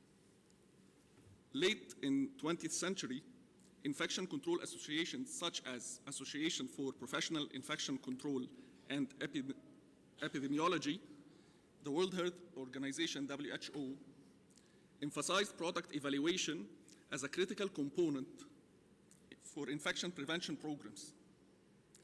Evaluations began to extend beyond compliance and sterility to include cost, impact on workflow in clinical environments. So product evaluation has been defined as a process of appraisal that considers the value and significance of quality, cost, safety, and practitioner choice for product selection. I hope I'm not going very fast. It's okay. So infection prevention is a key consideration in the product evaluation process, particularly for medical devices and supplies. Infection preventionists play important role by ensuring products meet infection control standards. And the goal is to select products that help reduce healthcare-associated infections while ensuring safety for both patients and healthcare professionals. The committee, the Product Evaluation Committee. Under ideal circumstances, the committee is a multidisciplinary committee appointed by under the administration of healthcare facility. The committee functions under policies and procedures that are approved by the administration, and it's responsible for reviewing, evaluating, and selecting products for use within the facility or healthcare system. The structure starts with infection preventionists They assess the product safety and evaluates the cost and potential infection risk. Next, we have the supply chain or material management. They work with vendors to provide cost analysis, suggest, it's not clear? خلينا نقرأ. Okay. Sorry. Supply chain work with vendors, provide cost analysis, compare products and assist with inventory control. Biomedical engineers validate product performance according to manufacturer's specifications. Clinical educators coordinate the development of educational material and trainings. Clinical staff, experts from various clinical areas, provides product review and evaluation. And last but not least, administrative leadership to align decisions with institutional policies, budgets, and strategic goals. The key steps of product evaluation products from bottom to top is to organize product selection and evaluation team, set priorities for the product consideration, gather information on standard products, determine selection criteria, obtain information on available products, obtain product samples, develop product evaluation form, develop and implement product evaluation plan, tabulate and analyze the results, select and implement preferred products, and last, monitor the post-implementation. Working with manufacturers. The support of manufacturers during evaluation is invaluable because if any issue occurs during evaluation of a product, the manufacturer should be very responsive, offer advice and support, and now offer added value to the service. This means that rather than focusing only on sales, the manufacturer should support clinically by special clinicians to be part of the offered services. Economic consideration. Product evaluation must also balance between the cost effectiveness, safety, and patient outcomes. The value analysis and competitive pricing are key strategies for making economically sound product choices.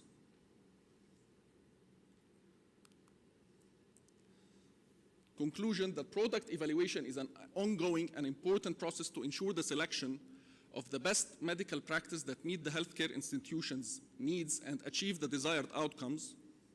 The evaluation requires both scientific and practical commitment to ensure that the selected products contribute to improving patient safety and enhancing the overall quality of healthcare. Example. So we take an example of a tertiary care hospital identified increased rate of catheter-associated urinary tract infection, known as COTI. The Infection Prevention and Control Department recommend reviewing the type of urinary catheter and catheter care practices being used. Step one, the assessment. So we check the current practice in use, which is a standard urinary catheter, identify the gap, which is lack of additional measures to prevent bacterial entry within the catheter. The clinical need is to reduce COTI and improve adherence to urinary catheter infection prevention standards. This will take us to the product shortlisting. We have, number one, the standard urinary catheter already in use. Second option, the closed drainage system, COTI trays, which includes all the items needed for the insertion process. Step three, the evaluation criteria. We start with the most important, the safety and efficacy, evidence from clinical trials on infection reduction, ease of use of the application removal process for nurses, patient outcomes, which includes the rates of infection prevention effectiveness and cost effectiveness, and of course, compliance with the standards, FDA, CDC, and all the national guidelines.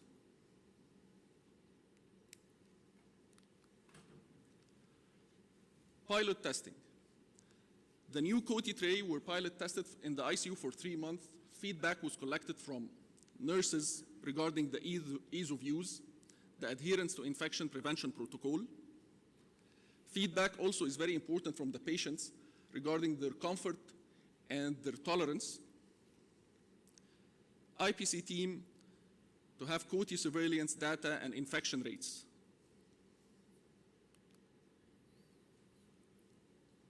Results are that COTI are decreased by 30% during the pilot phase. Nurses reported higher satisfaction due to the ease of process of the catheter insertion. Step 6, which is the final step, is to take the committee decision whether to enhance the practice or not. The outcome is that product evaluation is not just about approval or rejection. It's about empowering healthcare with informed choices that protects patients, elevate efficiency, and drive excellence in quality. Thank you very much. And for any questions, please scan the QR code. Thank you.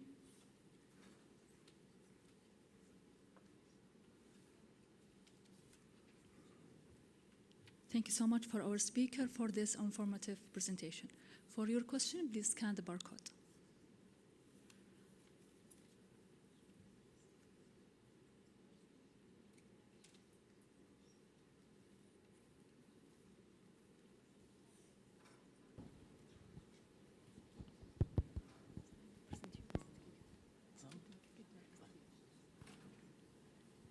Continuing the journey, Mr. Azzam Al-Uthman will present the overview of the procedure for the monitoring safety, report, and alert for the medical devices and supply. This session will emphasize the critical role of SFDA in reporting and compliance in mitigating risk. Please welcome Mr. Azzam. السلام عليكم.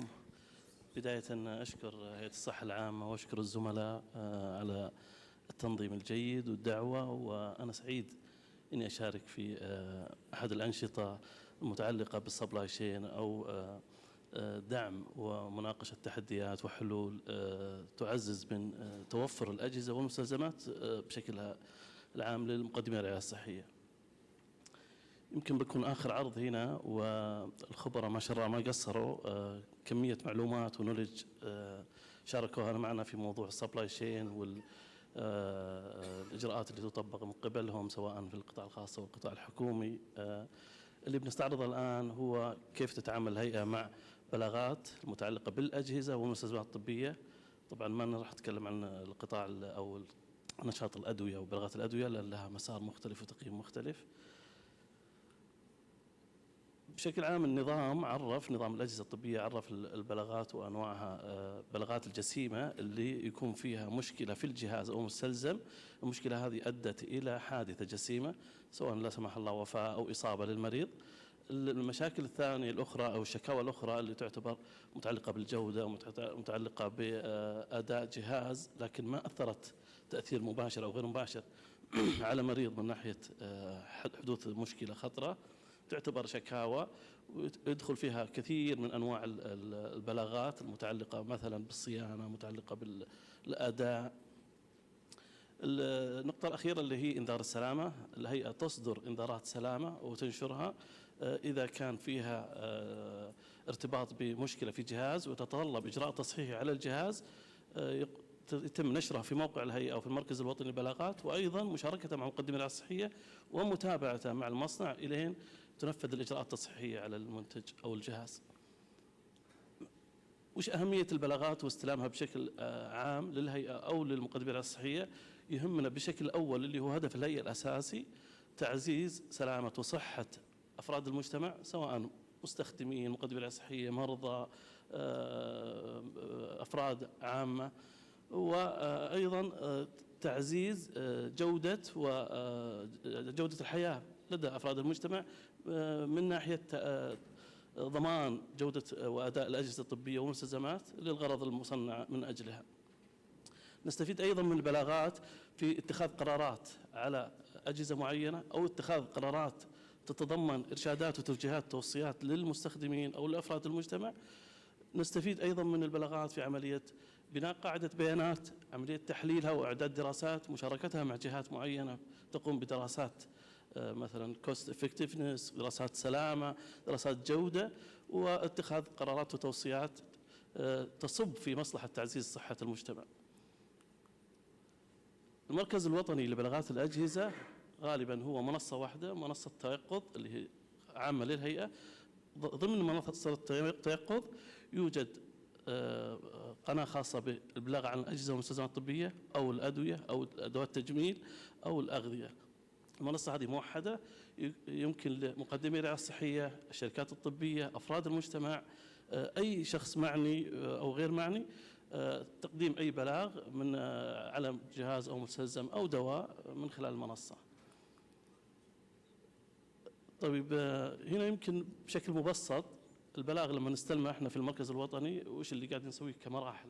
طبعا في تفاصيل في كل مرحلة، لكن بشكل عام أول ما يجينا بلاغ من أي جهة، البداية نسجل البلاغ ونتأكد من موضوع البلاغ، هل هو فعلا في حادث جسيمة أو لا، هل وش المنتج اللي عليه البلاغ، معلوماته، هل فيه أي سبورت دوكيمنت مثلا صور، تقرير طالع من المستشفى أو من طبيب أو من نفس المريض لاحظ ملاحظة، ناخذ عينة منه إذا كان موجود متوفر، العينة متأثرة، جمع المعلومات ثم تحليلها وتقييم الخطورة وإجراءات ما بعد التحقيق أو إجراءات التحقيق، فحصه في مختبر، فحصه من قبل مصنع، إجراءات تفتيش ميدانية سواء لدى مقدم الرعاية الصحية أو لدى المورد أو لدى المصنع.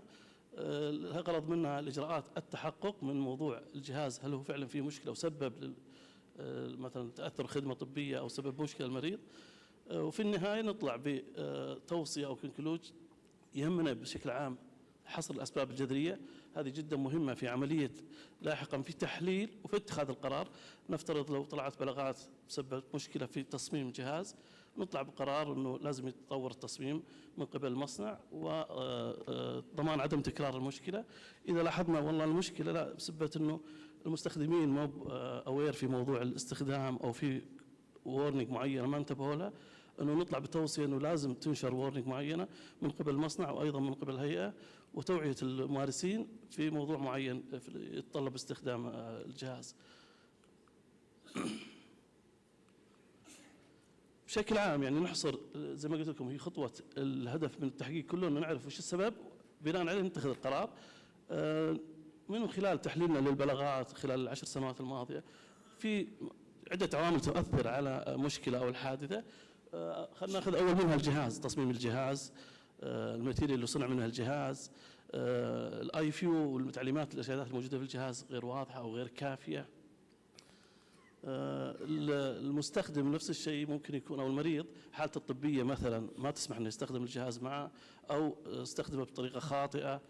البيئه المحيطه مثلا في مستشفى قاعد يخزن الاجهزه بطريقه غير صحيحه، الرطوبه، الحراره، افياش الكهرباء مشبكه بطريقه غلط، فممكن تسبب، هي المشكله سببت المشكله في الاداء.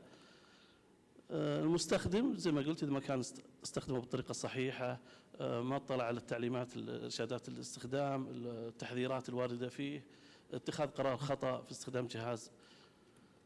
المستلزمات غالبا الكونسيومبلز اللي تكون مع الجهاز احيانا، وهذه كثيره تصير، يكون مشكله الجهاز في عمليه الادوات المستخدمه معه، مثلا المحاليل اللي تستخدم، التيوب اللي تتركب عليه، تكون هي سبب المشكله في الحادثه. احصائيه عامه في هذه فقط لعام 25 الى نوفمبر، استلم المركز الوطني ما يقارب 180 ألف بلاغ. طبعا 180 ألف ليست بلاغات تتطلب التحقيق أو فيها حوادث. من ال 180 ألف 1500 تقريبا هي اللي فعلا تم التحقيق فيها وتم متابعتها نظرا لارتباطها بمشكلة فعليا في جهاز أو تسببت حادثة أو ضرر على مرضى، واتخذ فيها على بناء على قرارات. القرارات الرقابية اللي صدرت بناء على تحقيق 15 قرار رقابي إلى الآن إلى نوفمبر. القرار الرقابي تضمن سحب الأجهزة، نفترض أجهزة مثلا اكتشفنا أنها مقلدة أو اكتشفنا أنه فعلا ما فيها اي فيو أو لاي فيو في مشكلة، فسوينا إلزام المصنع بتحديث الإرشادات والتحذيرات. أيضا طبعا هذه إنذارات السلامة بعد ما ينتهي التحقيق يصدر إنذار سلامة اللي ذكرت لكم هو إشعار تصدر الهيئة. طبعا إنذارات السلامة إحنا ناخذها من كذا مصدر. التحقيقات اللي نسويها نطلع فيها بقرار إنه على الجهاز لازم يتم إجراء تصحيحي، أو ناخذ إنذارات سلامة فولنتري من المصانع، هم فعلا يكتشفون في مشكلة في جودة في الجهاز ويطورونها وينشرون إنذار إنه ترى صار في تحديث على السوفت وير، صار في تحديث على الهاردوير في قطعة معينة، فناخذها احنا ننشرها ونتابع عملية التصحيح في لدى المقدمة الصحية. بشكل عام في 405 إنذار تأثرت فيهم السعودية، الأجهزة اللي في السعودية. العدد الأجهزة اللي طبق عليها إجراء تصحيحي يزيد عن 4 مليون جهاز. طبعا ليش 4 مليون العدد؟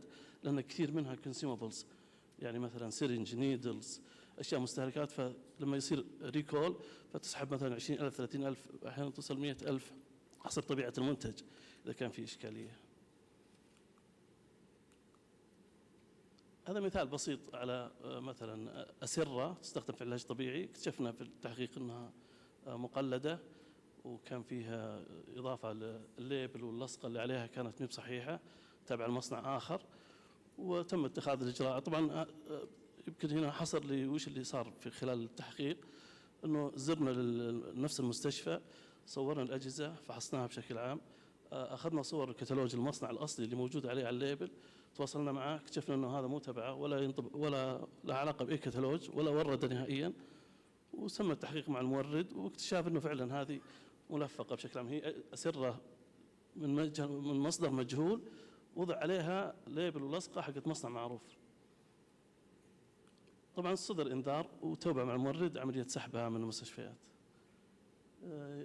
هذا شكل الإنذار اللي يصدر من المركز، وهذا موجود في موقع الهيئة المركز الوطني، تلقون جميع الإنذارات اللي تصدر مذكور فيها اسم المنتج واسم المصنع وش المشكلة اللي صارت وش الإجراء اللي راح يتخذ عليها، سحب ولا إصلاح. هذه واحدة مريضة راحت المستوصف أسنان وجمع عيادات وقالت أبغى تقويم شفاف.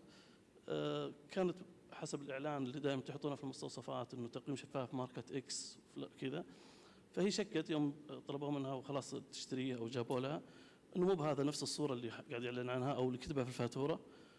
فلما احنا سوينا زيارة وأخذنا العينة فعلا طلع فيه الإعلان شكل، واللي قاعد يوفر للمرضى منتج مختلف. بالنسبة لنا المنتج المختلف هذا منتج مو مرخص أصلا ومجهول ولا نعرفه ولا له مصدر، فاكتشفنا أنه يستورده بطريقة مخالفة. تم إجراء اللازم مع المنتج نفسه والمورد. هذا قناع حق تنفس. اليوزر أو طبعا المقدم الرعاية الصحية قدم قال إنه اكتشفت إنه ملوث. القناع فعلا تأكدنا منه، أخذنا من العينة. القناع أصلا يورد غير معقم، فهو طبيعة التصنيعية نون ستيرايل. أخذنا الإجراء، تم توجيه جميع العملاء، طلبنا من المورد وأيضا إحنا سألنا المقدمة الرئاسية هل تكررت المشكلة لديكم؟ اكتشفنا المشكلة فقط في يمكن حبتين أو ثلاثة من 10,000، وطبعا احنا نسميها تصنيفها ايزوليتد، يعني إذا كانت فقط حبة حبتين من 10,000 فيكون فيها مشكلة ممكن في عملية النقل، في عملية التخزين، مو مشكلة في التصنيع نفسه. هنا تأكدنا أن المنتجات أو الكميات الموجودة من متأثرة وكلها سليمة، فقط كان في حبة أو حبتين من 10,000 أو أكثر من 10,000 تقريبا. هذه مثال على بعض الانفوغراف اللي تنشرها الهيئة، وفيها بعض الإرشادات والتوعيات كيف تتعامل مع البلاغ أو كيف تتعامل مع الجهاز وإرشادات الاستخدام. بشكل دوري يمكن كل شهر الهيئة تنشر بعض الإرشادات سواء في الأجهزة والمستلزمات أو في الأدوية أو في الأغذية. الهدف منها فقط رفع التوعية لدى المستخدمين أو المقدمة الرئاسية أو الأفراد. هنا كيف تنشر الإنذارات. الهيئة لما تطلع تجمع إنذار من مصدر خارجي من جهة رقابية أخرى نشرت، أو مصنع نفس الشيء فولنتري قدم إنذار على جهاز، يتم نشره في موقع الهيئة الصورة اللي فوق، وأيضا نرسل إحنا بشكل كل أحد لكل مقدمة رعاية صحية بيان كامل بجميع الإنذارات اللي نشرت خلال الأسبوع، ونطلب منه رد فورا هل الأجهزة هذه موجودة لديك ولا لا. طبعا هو مقدمة صحية عندنا ضباط لكل مقدمة صحية، يدخل كل إنذار ويقول هذا أنا فعلا موجود عندي في المستشفى أو لا. إذا قال موجود احنا نتابع مع الشركة، عندنا قائمة طبعا العملاء اللي وزعت لهم الشركة، وعندنا قائمة بالمستشفيات اللي قالوا عندنا، فنربط بينهم ونقول لازم ننفذ عليهم إجراء لين يكتمل ونقفل الإنذار، يعني ما يتقفل الإنذار لين نضمن إنه فعلا تنفذ الإجراء التصحيحي. هذه اللي تروح هذا رابط اتصال يستلم تقرير أسبوعي فيه الإنذارات ويعبيه ويرد لنا بشكل أسبوعي، بعضهم كل أسبوعين حسب الإجراءات داخل المستشفى. هذا إنذار مثلا اللي ذكرنا على الأسرة المقلدة، هذا إنذار على عدسات لاصقة. زي ما لاحظتوا العدسات اللاصقة اكتشفنا من خلال تحليل المختبر أنه غير مطابقة للمواصفات المعتمدة من الهيئة، وبالتالي طلبنا من المورد ومن المصنع سحبها من السوق السعودي. هذه رسالة سلامة، طبعا مو إنذار، هذه رسالة إذا لاحظنا أنه في دائما مخاطر من جهاز ولازم نوعي المستخدمين سواء مقدمي العصية أو أفراد، ننشر رسالة أنه ترى في منتج فلاني دائما في مخاطر معينة محددة، نذكر المخاطر اللي متوقعة منه ونحط توصيات، الهدف منها توصيات أنها توصل للممارسين. طبعا الرسالة دائما موجهة للممارسين، أنه مثلا راجع الإجراءات، إرشادات الاستخدام، تأكد من عملية بعض الفيتشرز الموجودة شغالة ولا مو شغالة، على أساس نتفادى حصول أي مشكلة متعلقة بالجهاز. وهذه غالبا ما نصدرها إلا لقيناها متكررة أو لقينا أنه ما لها حل، يعني ما نقدر، المصنع سوى كل اللي عليه لكن إلى الآن المشكلة قاعدة تصير في المستشفيات، فبالتالي نحاول نوصل المعلومة هذه أنه انتبهوا. مثلا لاحظنا في نيدلز قاعدة تستخدم دائما بطريقة مخالفة للمصنع، تعليمات المصنع، لأن اليوزر متعودين يستخدمون نيدلز معينة بطريقة معينة، فيتوقعون أن كل نيدلز تستخدم بالطريقة هذه. فلاحظنا أن 50 بلاغ يجي بنفس المشكلة، أنه تستخدم باستخدام خاطئ من 20 مستشفى. فحاولنا نوعيهم ونقول لهم أنت المصنع عليك دور والهيئة عليها دور، أنه نضمن أنه ما يتكرر المشكلة هذه، وأنه فعلا يعرفون أنه إجراءات استخدام النيدلز هذه لها سبيشاليستي خاصة، لا تقارنها بأي نيدلز ثانية أو سرنج مختلفة. يعطيكم ألف عافية.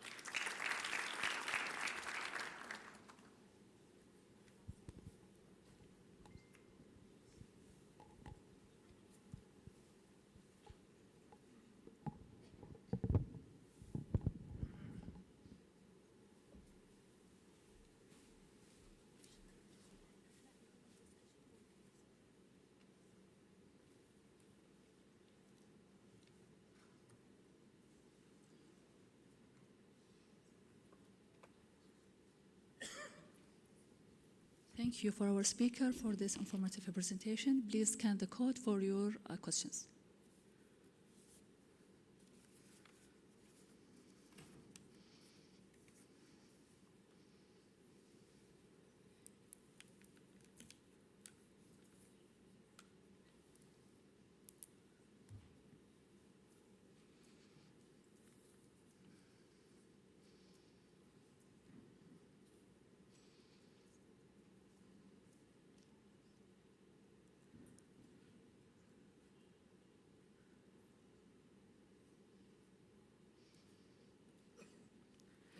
At this moment, I would like to invite our speaker to the stage.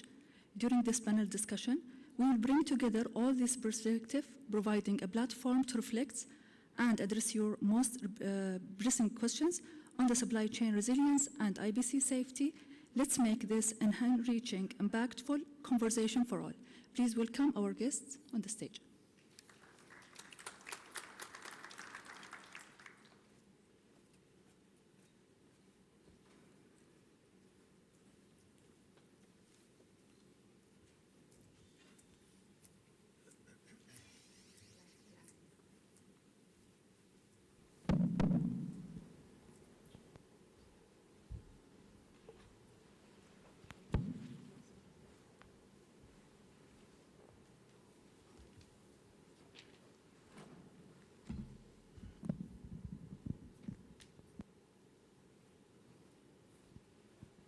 السلام عليكم. في البداية everything fine؟ ها every good code؟ يعني خلاص كل المواضيع اللي أخذناها you gain already insights from it. أبغى أسمع أصواتكم. معناته يا ما في شيء يا كل شيء. تفضل دكتور. الله يعطيكم العافية جميعا. Thank you. to our distinguished speakers for their insightful sessions.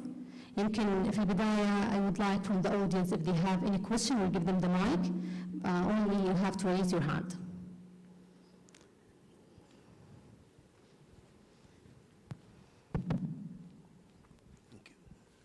Assalamu alaikum wa rahmatullahi wa barakatuh. Thank you so much for all of you. That was very protective day for supply chain. My name is Mohammed Al-Shimrani, Supply Chain Director. I have only one question regarding the AI. We are not resisting. We need AI. We need it badly. Excellent. And I do have questions about AI. I have an issue or challenge for forecasting for specific patients. We do have our data regarding the consumption and what's going to be the usage for each month for each line items, but we do have something we call it non-moving items. One of those items is for specific patient. Can AI predict or assist in this history of our patient? Thank you. يعطيك العافية. What do you mean by non-moving? يعني give me example يعني specific. We have different movement of our items. We have fast-moving items, we have slow-moving items, and we have non-moving items. Okay. It depends about how many transactions per item. For example, I bought 5 transactions and more fast-moving per year. Less than 5, it's slow-moving. 1 year, no transaction. For rare cases, you mean? Yes. For example, the black box pharmaceutical item. Yes. Crash card. This emergency only. And sometimes can be used, sometimes can end up expired. Yeah.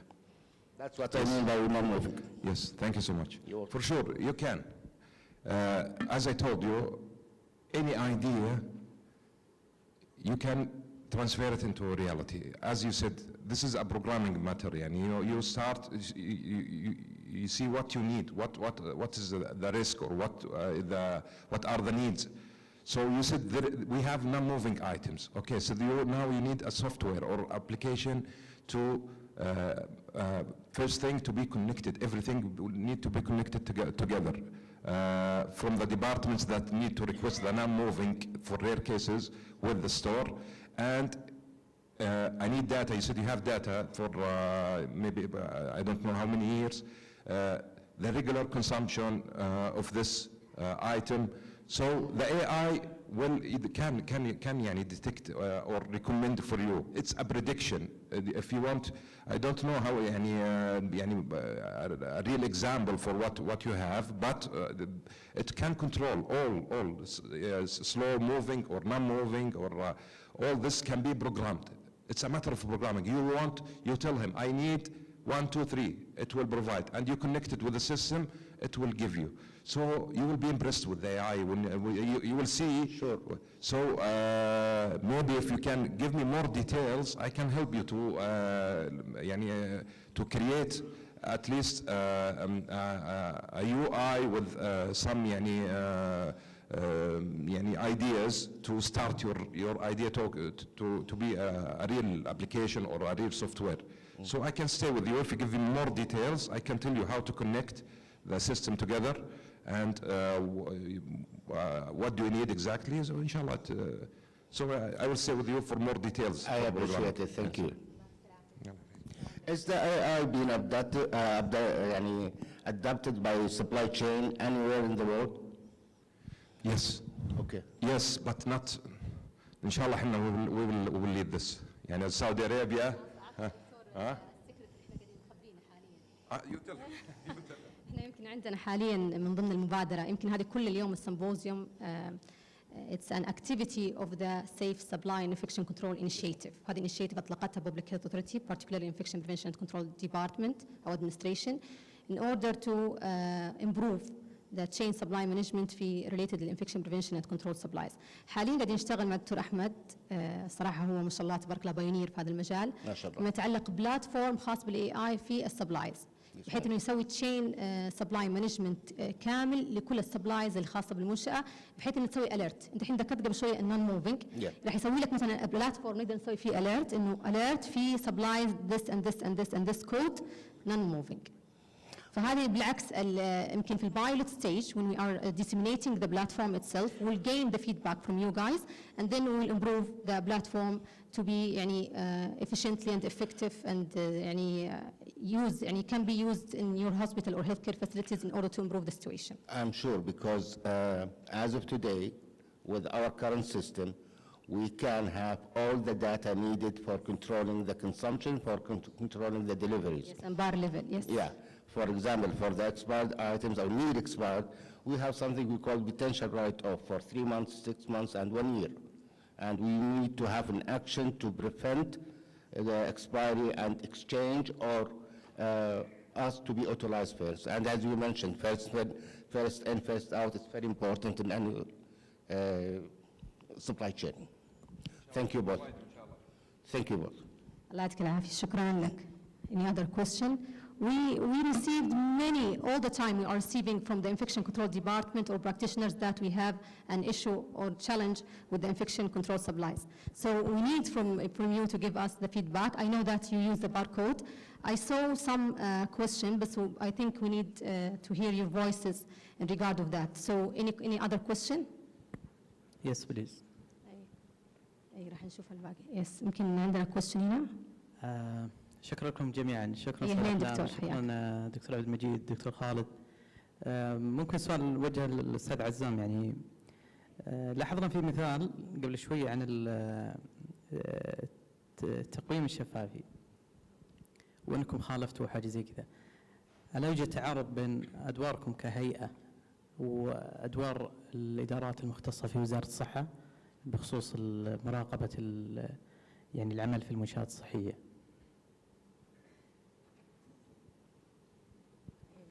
المايك.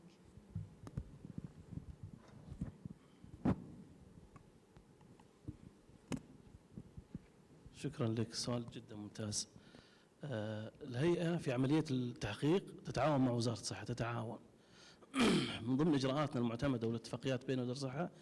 نفترض في مخالفة تتم جوا مجمع عيادات، الوزارة تقول إذا المشكلة في المنتج أنتم تولوه وبلغونا على العيادة، نتولى مثلا في مخالفة على العيادة ممارسة نفترض، فيتخذ الإجراء. مثال جانا بلاغ على قريب قبل أسبوع على الإعلانات في توك توك على موضوع حقن البلازما.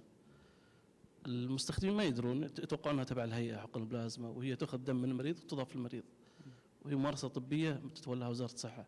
فإحنا نوجه للوزارة، نفترض التقويم الشفاف في جانب تتولى الوزارة لمعاقبة المستشفى على الادعاء الكاذب أنه يحط براند ويبيع براند مختلف، لكن نفس الطبيب ما يدري أن هذا البراند أصلا مو مرخص، نفترض ما يدري. ففي عقوبة تتخذها وزارة الصحة على المجمع، احنا ناخذ عقوبة على المورد والبائع اللي يوزع على المجمعات. شكرا لك استاذ عزام. سؤال ثاني بس ويمكن يكون جاهل مني، كيف اعرف ان المنتج هذا معتمد او مرخص من الهيئة؟ موقع الهيئة في صفحة قوائم المعلومات فيها جميع الأدوية المرخصة، الأجهزة المرخصة، الأغذية، كل شيء مسجل في الهيئة موجود في صفحة قوائم المعلومات. وأيضا احنا دائما نقول، طبعا نسوي زيارات بشكل سنوي ل 400 مقدم رعاية صحية. واحدة أول شرط نكتب لهم ونوقعون عليه، لا تشتري شيء إلا أن طالب الشهادة من المورد، اطلب منه شهادة التسجيل.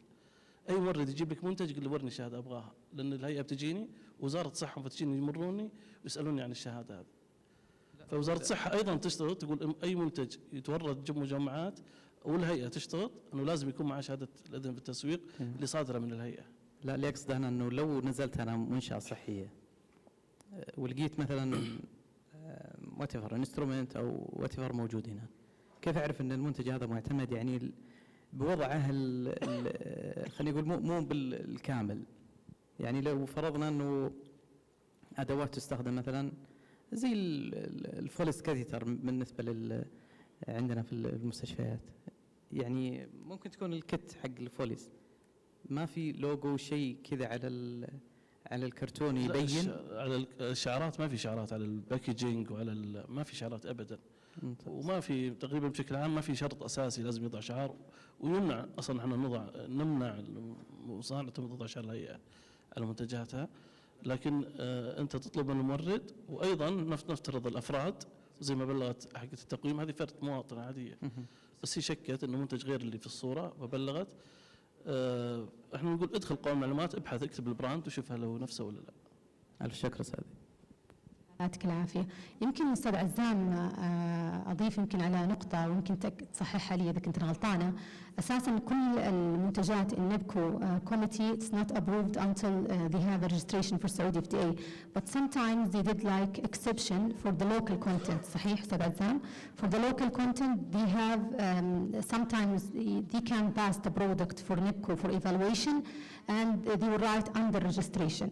So يعطونهم like period محددة انهم as a local content انه نقدر نقيمها حاليا الين ما يطلع registration. صحيح هذا الشيء؟ بالنسبه للهيئه لا مو بصحيح. بالنسبه للهيئه طبعا في جانبين، في الادويه في نت ريجستر هذا لهم مسار مستقل. في الاجهزه النظام يقول ممنوع بيع اي جهاز غير مرخص، ممنوع نبكو ولا غير نبكو ممنوع.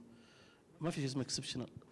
الاكسبشن اللي تقولين هذا في نبكو يطلبون منا يقولون نفترض انه كويس بس بنعطيك مهله شهرين لازم تاخذ من الهيئه عشان تتم المناقصه. بس اتس نوت الاود اذا قدم لنا نقول ما عندنا شيء اسمه اكسبشن. ايوه ما ينفع يصير ريليز صح؟ يعني ما يدخل في نبكو ابدا، يعني ما ينباع.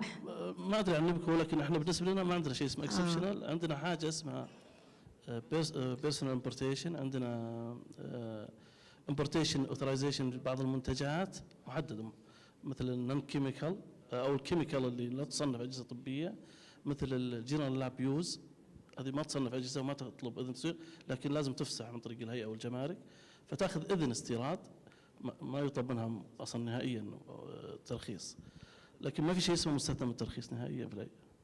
تمام شكرا لك. الله يعطيك العافيه. في سؤال يمكن عندنا هنا، تفضل دكتور. السلام عليكم. My name is Ahmed Lamran from Al Ahsa Health Cluster. So thank you for all the speakers. My question to Mr. B regarding the negative pressure dressing, is it available to request from the NOBCO market directly, or it will be depend on the direct purchase? Well, thank for the question. I believe it is. You can also find it outside just a sample on the desk.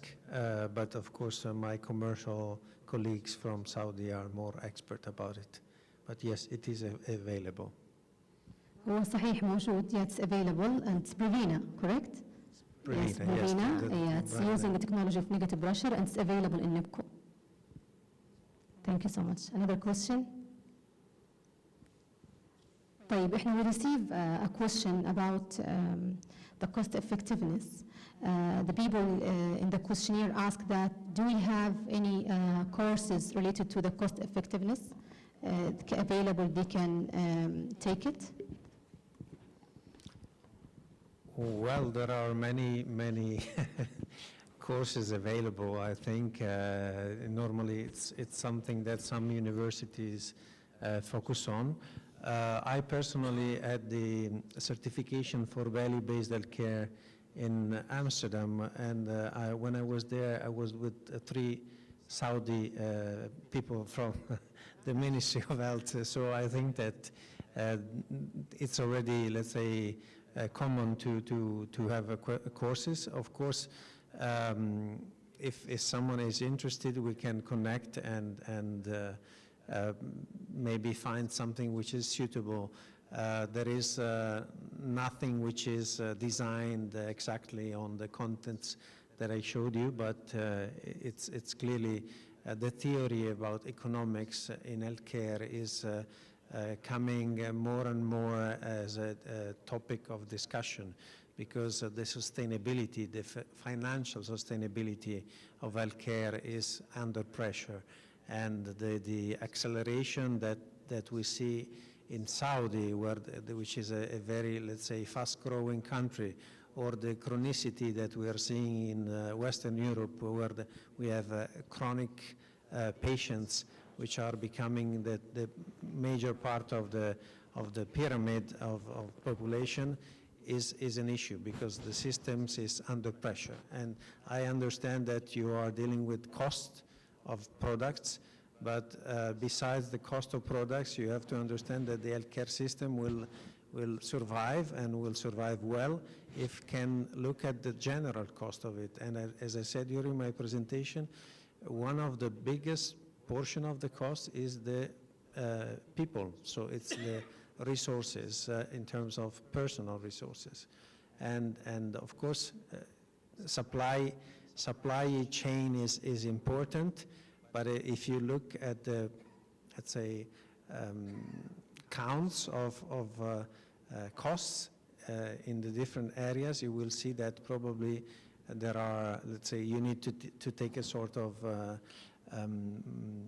broad approach to it. So cost effectiveness can be evaluated by procedure or by item, but of course will be, let's say, a transversal analysis and can be found also at university level. Thank you so much. Maybe we need further sessions and workshops related to that topic إن شاء الله, and نوعدكم إن شاء الله في المستقبل إنه نسويها. طيب, we have one question for you regarding the product evaluation committee. The people ask in the questionnaire that it must be led by the infection control department, or the infection control department is one of the member of the multidisciplinary team. Okay, thank you very much for the question. As we mentioned in the presentation, of course, the infection control is one of the most important factors, but it's part of the team. Because as the question also stated, that how to take an objective decision. And objective decision, you need data, and you need to collect data from all teams involved in the product evaluation, including the infection prevention control team. So you get the infection data, you get the cost data from the administrative team, you get the reduction rate from the nurses as well. So this is how you get an objective to answer the question. And of course, infection control is part of the team. They cannot do the whole job by themselves. It has to be a collaborative teamwork. Thank you very much. Thank you so much. Maybe we'll see again the audience if they have any question. No? طيب, we receive also Ustad Al-Jawhara question related to your session that how to compensate between the sustainability and يعني consistency في chain supply management, يعني how we can ensure or how to improve the sustainability of chain supply management. So do you have any approaches that they will improve the sustainability of chain supply management? This is for Ms. Al-Jawhara Al-Jameh. Yes, thank you so much. Yeah, definitely. Improving the sustainable supply chain is correlated with having a resilient supply chain, ensuring having uninterrupted supply of the material. And this is one of the main initiatives we can consider localization for manufacturing and also for local sourcing, in addition to comply with regularity and national standards. All of these factors, if we continue complying on it, it will ensure having an uninterrupted supply and resilient supply chain. الله يعطيك العافية. يمكن أيضا دائما إحنا chain supply management تعرفين إنه يعني big field ما هو شيء small أو صغير. ودائما انه الناس تحسب بس احنا عندنا كانفكشن كنترول براكتيشنر مفكرين وبرودكت ايفالويشن اوفر ليفل. هذا هي الشيء الوحيد اللي نعرفها في تشين سبلاي مانجمنت. فلو تعطينا كده بشكل مبسط ايش هي الكومبوننتس او الستبس حقت عشان نقول انه احنا عندنا تشين سبلاي مانجمنت صحيح. اوكي. لما يكون عندنا السبلاي تشين مانجمنت صحيحه هي تبدا اول شيء من السلكتنج للسبلاير الصحيح عن طريق المعايير والسبلاير كواليفيكيشن ستيبس اللي المفروض الواحد يتخذها. بعد كده هننتقل للايتم كواليفيكيشن والايتم فاليديشن تو انشور اتس ماتشنج الكواليفيكيشن اللي احنا نحتاجها. فهذه هي اهم المعايير اللي لازم نتخذها. وخلال مرحله اختيار السبلاير واختيار الكومبوننت بيكون في كويستشنيرز بتطرق لمعايير عديده منها الدليفري ليد تايم. منها التايب اوف سورسنج اللي بيكون السبلاير بيوفرها، منها اللوكيشن، اللوجيستيك فلو، كل هذه الاشياء انه بيصير الاجريمنت عليها during السلكت للسبلاير وسلكتنج الرايت كومبوننت، وبتساعد على تحقيق النقاط هذه. الله يعطيك العافية، شكرا لك. Mr. Paolo, we receive a question from the questionnaire in your session that do we have any global standards that we can use it for assessing any innovation? Because in your session you talk about two parts, the future direction and the cost effectiveness. So if we have any innovative technology, do we have any global standards that it can tell us is this innovative or not? Well, said that the medical devices environment is highly regulated, so besides the global standards, you have for sure local standards that you have to attain. Then there are different methodologies also to evaluate innovation. I would say that one of the most solid ones is the health technology assessment, which is a regulation that has been let's say, formalized already 10 years ago and renewed lately in Europe with a model which is called UNITA, which is clearly stating the 9 dimensions that should be used to assess an innovation. So I would recommend the UNITA model from Europe. Okay, thank you so much. يمكن Dr. Ahmed, we receive also a question from your session that do we have any platforms or technologies that based on AI we can use it to maintain effective chain supply management? Yes. Sure, we are having, but it's not it's in the final phase. As you know, we have a plan when you start any innovation or application or a platform. We have to go through a sequence of steps to make sure it's valid and test. As my colleague mentioned, you have to test the technology and the validity of that. So we are in the final phase now in our platform, which is named Supply Guard, and inshallah it will help a lot. We are adding every week we are adding more feature, and we take feedback from our colleague, because the real value is to connect with the stakeholders and the people who are working in the hospitals to see their needs and challenges. So the technology is present to solve and make it easier for them and increase the quality of service. So yes, we have, and inshallah we will show it to everybody inshallah soon بإذن الله. الله يعطيك العافية دكتور. طيب أستاذ عزام، كان من ضمن الأسئلة اللي جاتنا للسيشن حقك إنه هل في مختبرات مختصة تستخدمها السعودي FDA in order to approve any product يحتاج إنه في سووا له lab test معين؟ في مرحلة البري ماركت، في البري ماركت ستيج one of the requirement to list of all standard applied to the device and provide all the test report that as evidence of complying with the related standard. في البوست ماركت ستيج SFDA take collective random samples doing some test either within SFDA facility lab or within through the accredited lab. SFDA also issue a list of accredited lab globally and locally that could be used by the companies to test their lab and provide a report of compliance.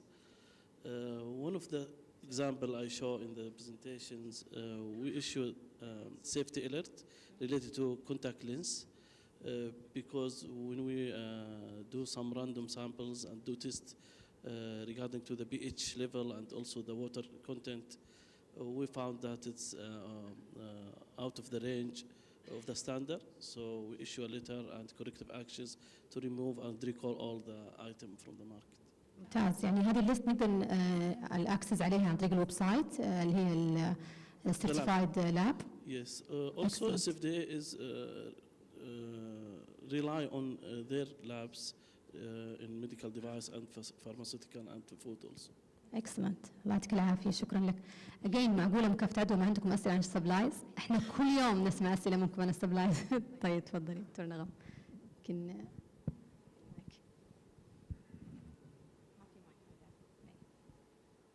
لازم نسمع أسئلة. Good morning. Thank you, Ms. Ahlam. Thank you, IBC audit team in the GDIBC. Thank you for the speaker and audience and all my colleagues in IBC. My question for Dr. Polo regarding the research and statistical issue. For the level for the research, there is 1, 3, and 4. It's the research, the level of the research, it's useful to improvement the outcome for the IBC. So the question is about the level of the evidence. Level yes. of the evidence, yes, for research and statistical issue. Well, you know, there is in evidence-based medicine, there is a so-called pyramid of evidence, where on the top there is meta-analysis and systematic reviews, then randomized controlled trials, and then, let's say, other peer-reviewed studies, and then going lower level, we have, let's say, opinions in the bottom. So the most, of course, we stay on the top of the pyramid, the safer we will be about the results. And the normal studies are carried on with the highest level of evidences. شكرا الله يعطيك العافية. Thank you so much, Mr. Paolo. تفضل. يمكن هذا آخر سؤال بعدين ننهي السيشن حق البانل. Thanks for speakers and audience. Dr. Yamin Mata'a from Al-Hassan Clusters. I have multiple questions allowed. First for Dr. Ahmed, the supply guard, when it will be what a time frame to be applied for the hospitals to be implemented first? And it will be flexible or not, or it will be role fixed. So it is learning from the data, so it will be analyzing and give the decisions, or it will be role only. There is role, fixed role, so it will be fixed based on the roles introduced for the applications. This for Dr. Ahmed, 2 parts. We'll answer them one by one. ناخذ حق الأنسر دكتور أحمد. يعطيك العافية. As I mentioned, we are in the final phase, but we have to make sure, we have to test and take feedback from the users. Whenever you do any application, this is a sequence for any application, even in non-medical field, you have to do testing and take feedback to make sure it's accurate, okay? And also we still get, even if it's published, we need to take feedback, more feedback, continuous improvement and updates. Okay, so it's in the final phase, but I cannot give a certain time frame, but inshallah it will be soon, because we are testing. We are taking the feedback, alhamdulillah, from the ambassadors, our ambassadors, and I think about 6 hospitals or 7 hospitals, and we take a lot of comments for improvement. Then once we confirm the platform is accurate and will provide you, we need something to make it easy for you and accurate and increase the quality, not just to rush and release it. So inshallah soon. Regarding the second question, it will be flexible. As I think I understand that you mean flexible. It's yes, it will be user friendly and it will be easy to use. And also, we provided a page called demo page. It's live demo inside the application. You will start to learn and give you sessions. Also, you have AI chatbot inside. It will teach you step by step. You ask, I cannot use how to use the calculator for the consumption. It will answer you. You enter the data like this. So you have your robot also inside. It will support you all the time. Yeah. I'm sorry. Amazing. Thank you. Fiona for Mr. Jawhar, regarding NIPCO roles in monitoring of the two parts for medical stores in hospitals, and if it is also in medical stores in department, do you have any rules on this one, or stop at only delivering the supply to a designated area? The other things, what is the role of NIPCO between the end customers and suppliers? For example, for educations, for supply, for equipment, for training about this one. So any role in connecting the end user with the suppliers? Okay, thank you for your question.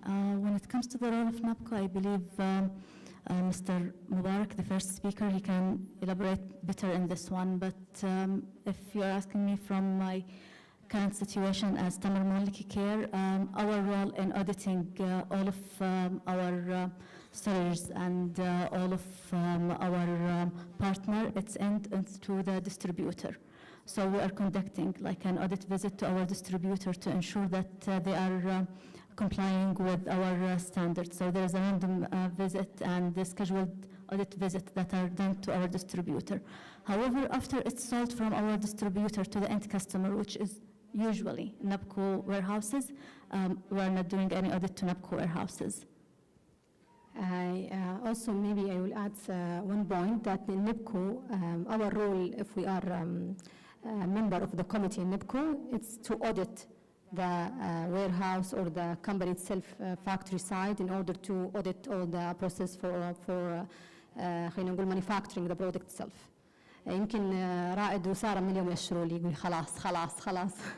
So thank you so much, our distinguished speaker, for your insightful discussion, and we hope that we'll have further workshop and sessions we need it in the infection prevention and control field in order to improve the skills and competence of our practitioners and empowering them to taking this role, inshallah, in the future for the whole process of the product evaluation. Thank you so much, our speaker.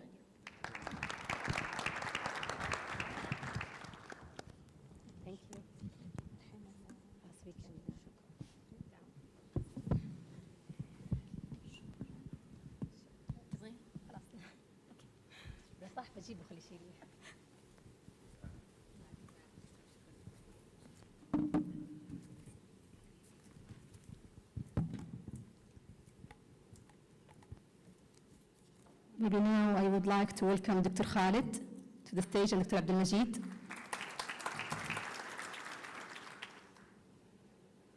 Dr. Abdul Majid, لازم تجي.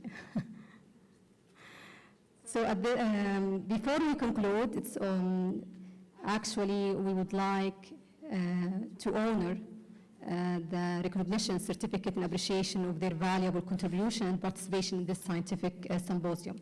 Thank you for our speakers and collaborators for your enriching our program with your expertise and insight. First of all, I will start with the lady, Ms. Al-Jawhara Al-Jameh. Thank you so much.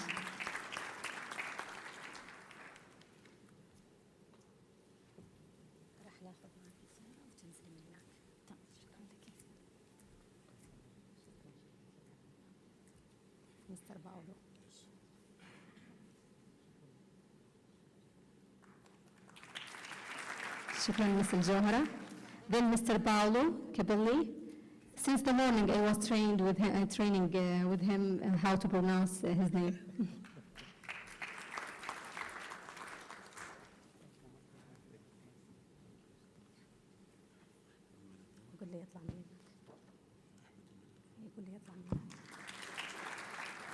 Thank you so much. And then Dr. Ahmed Al-Malek.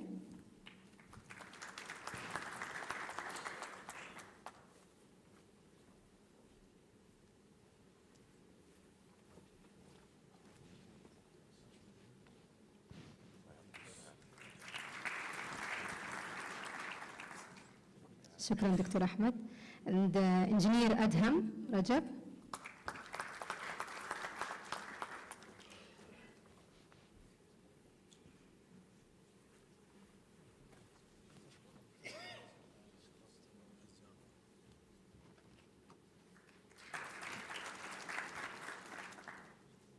Mr. Azzam Al-Uthman.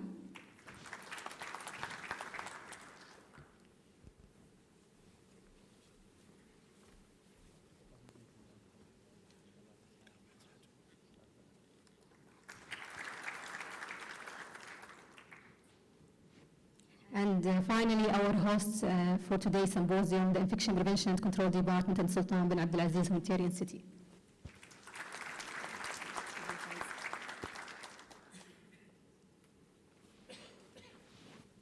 Thank you so much.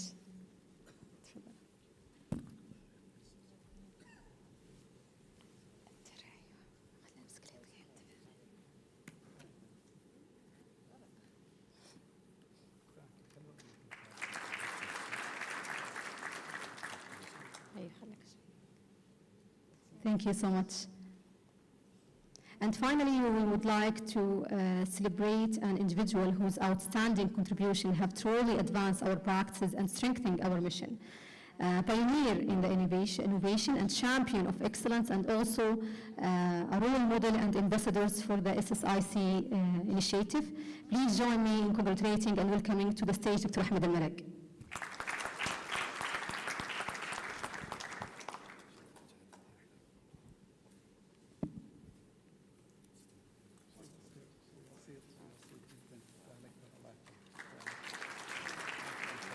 Dr. Ahmed Al-Malak in different aspects for infection prevention and control and surveillance modules, also in the supplies nowadays in the initiative of SSIC. He's a pioneer and actually innovator to improve the platforms and interventions to reach our goal. Thank you, Dr. Khalid. Thank you, Dr. Abdelmajid. Thank you so much.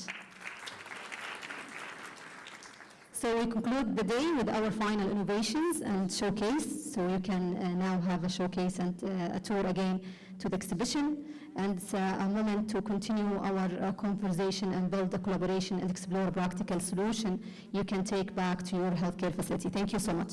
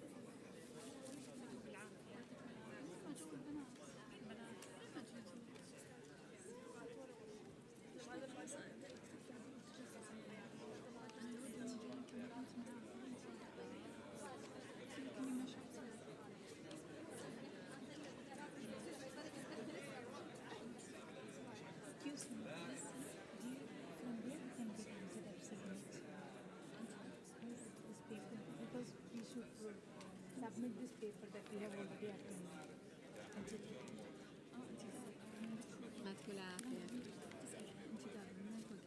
not from us. No, there is no intidad for this symposium, educational day. Because hospital only, so that's why I asked. No problem. Thank you so much. Thank you so much for this program. And I hope that you gain insight from this. Thank you so much. Thank you so much.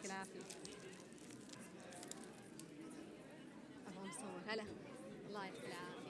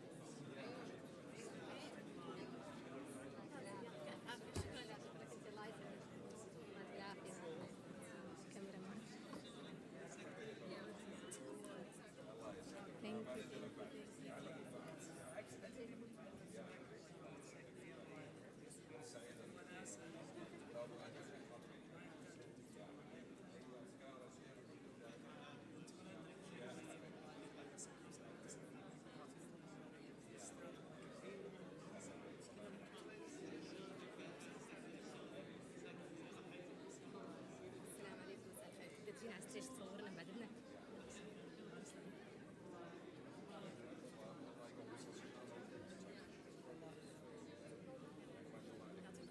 عافيك يا عمري. والله تعبناها اليومين ذي، درس قبل شيء ما صار كذا زي صوت الشرط والله يعني استموجت وعلى استموجت تعبنا. هي قاعدة تتكلم من ورا ظهرك، اقول لها صار بس ايش بغيت بينكم حرفيا هي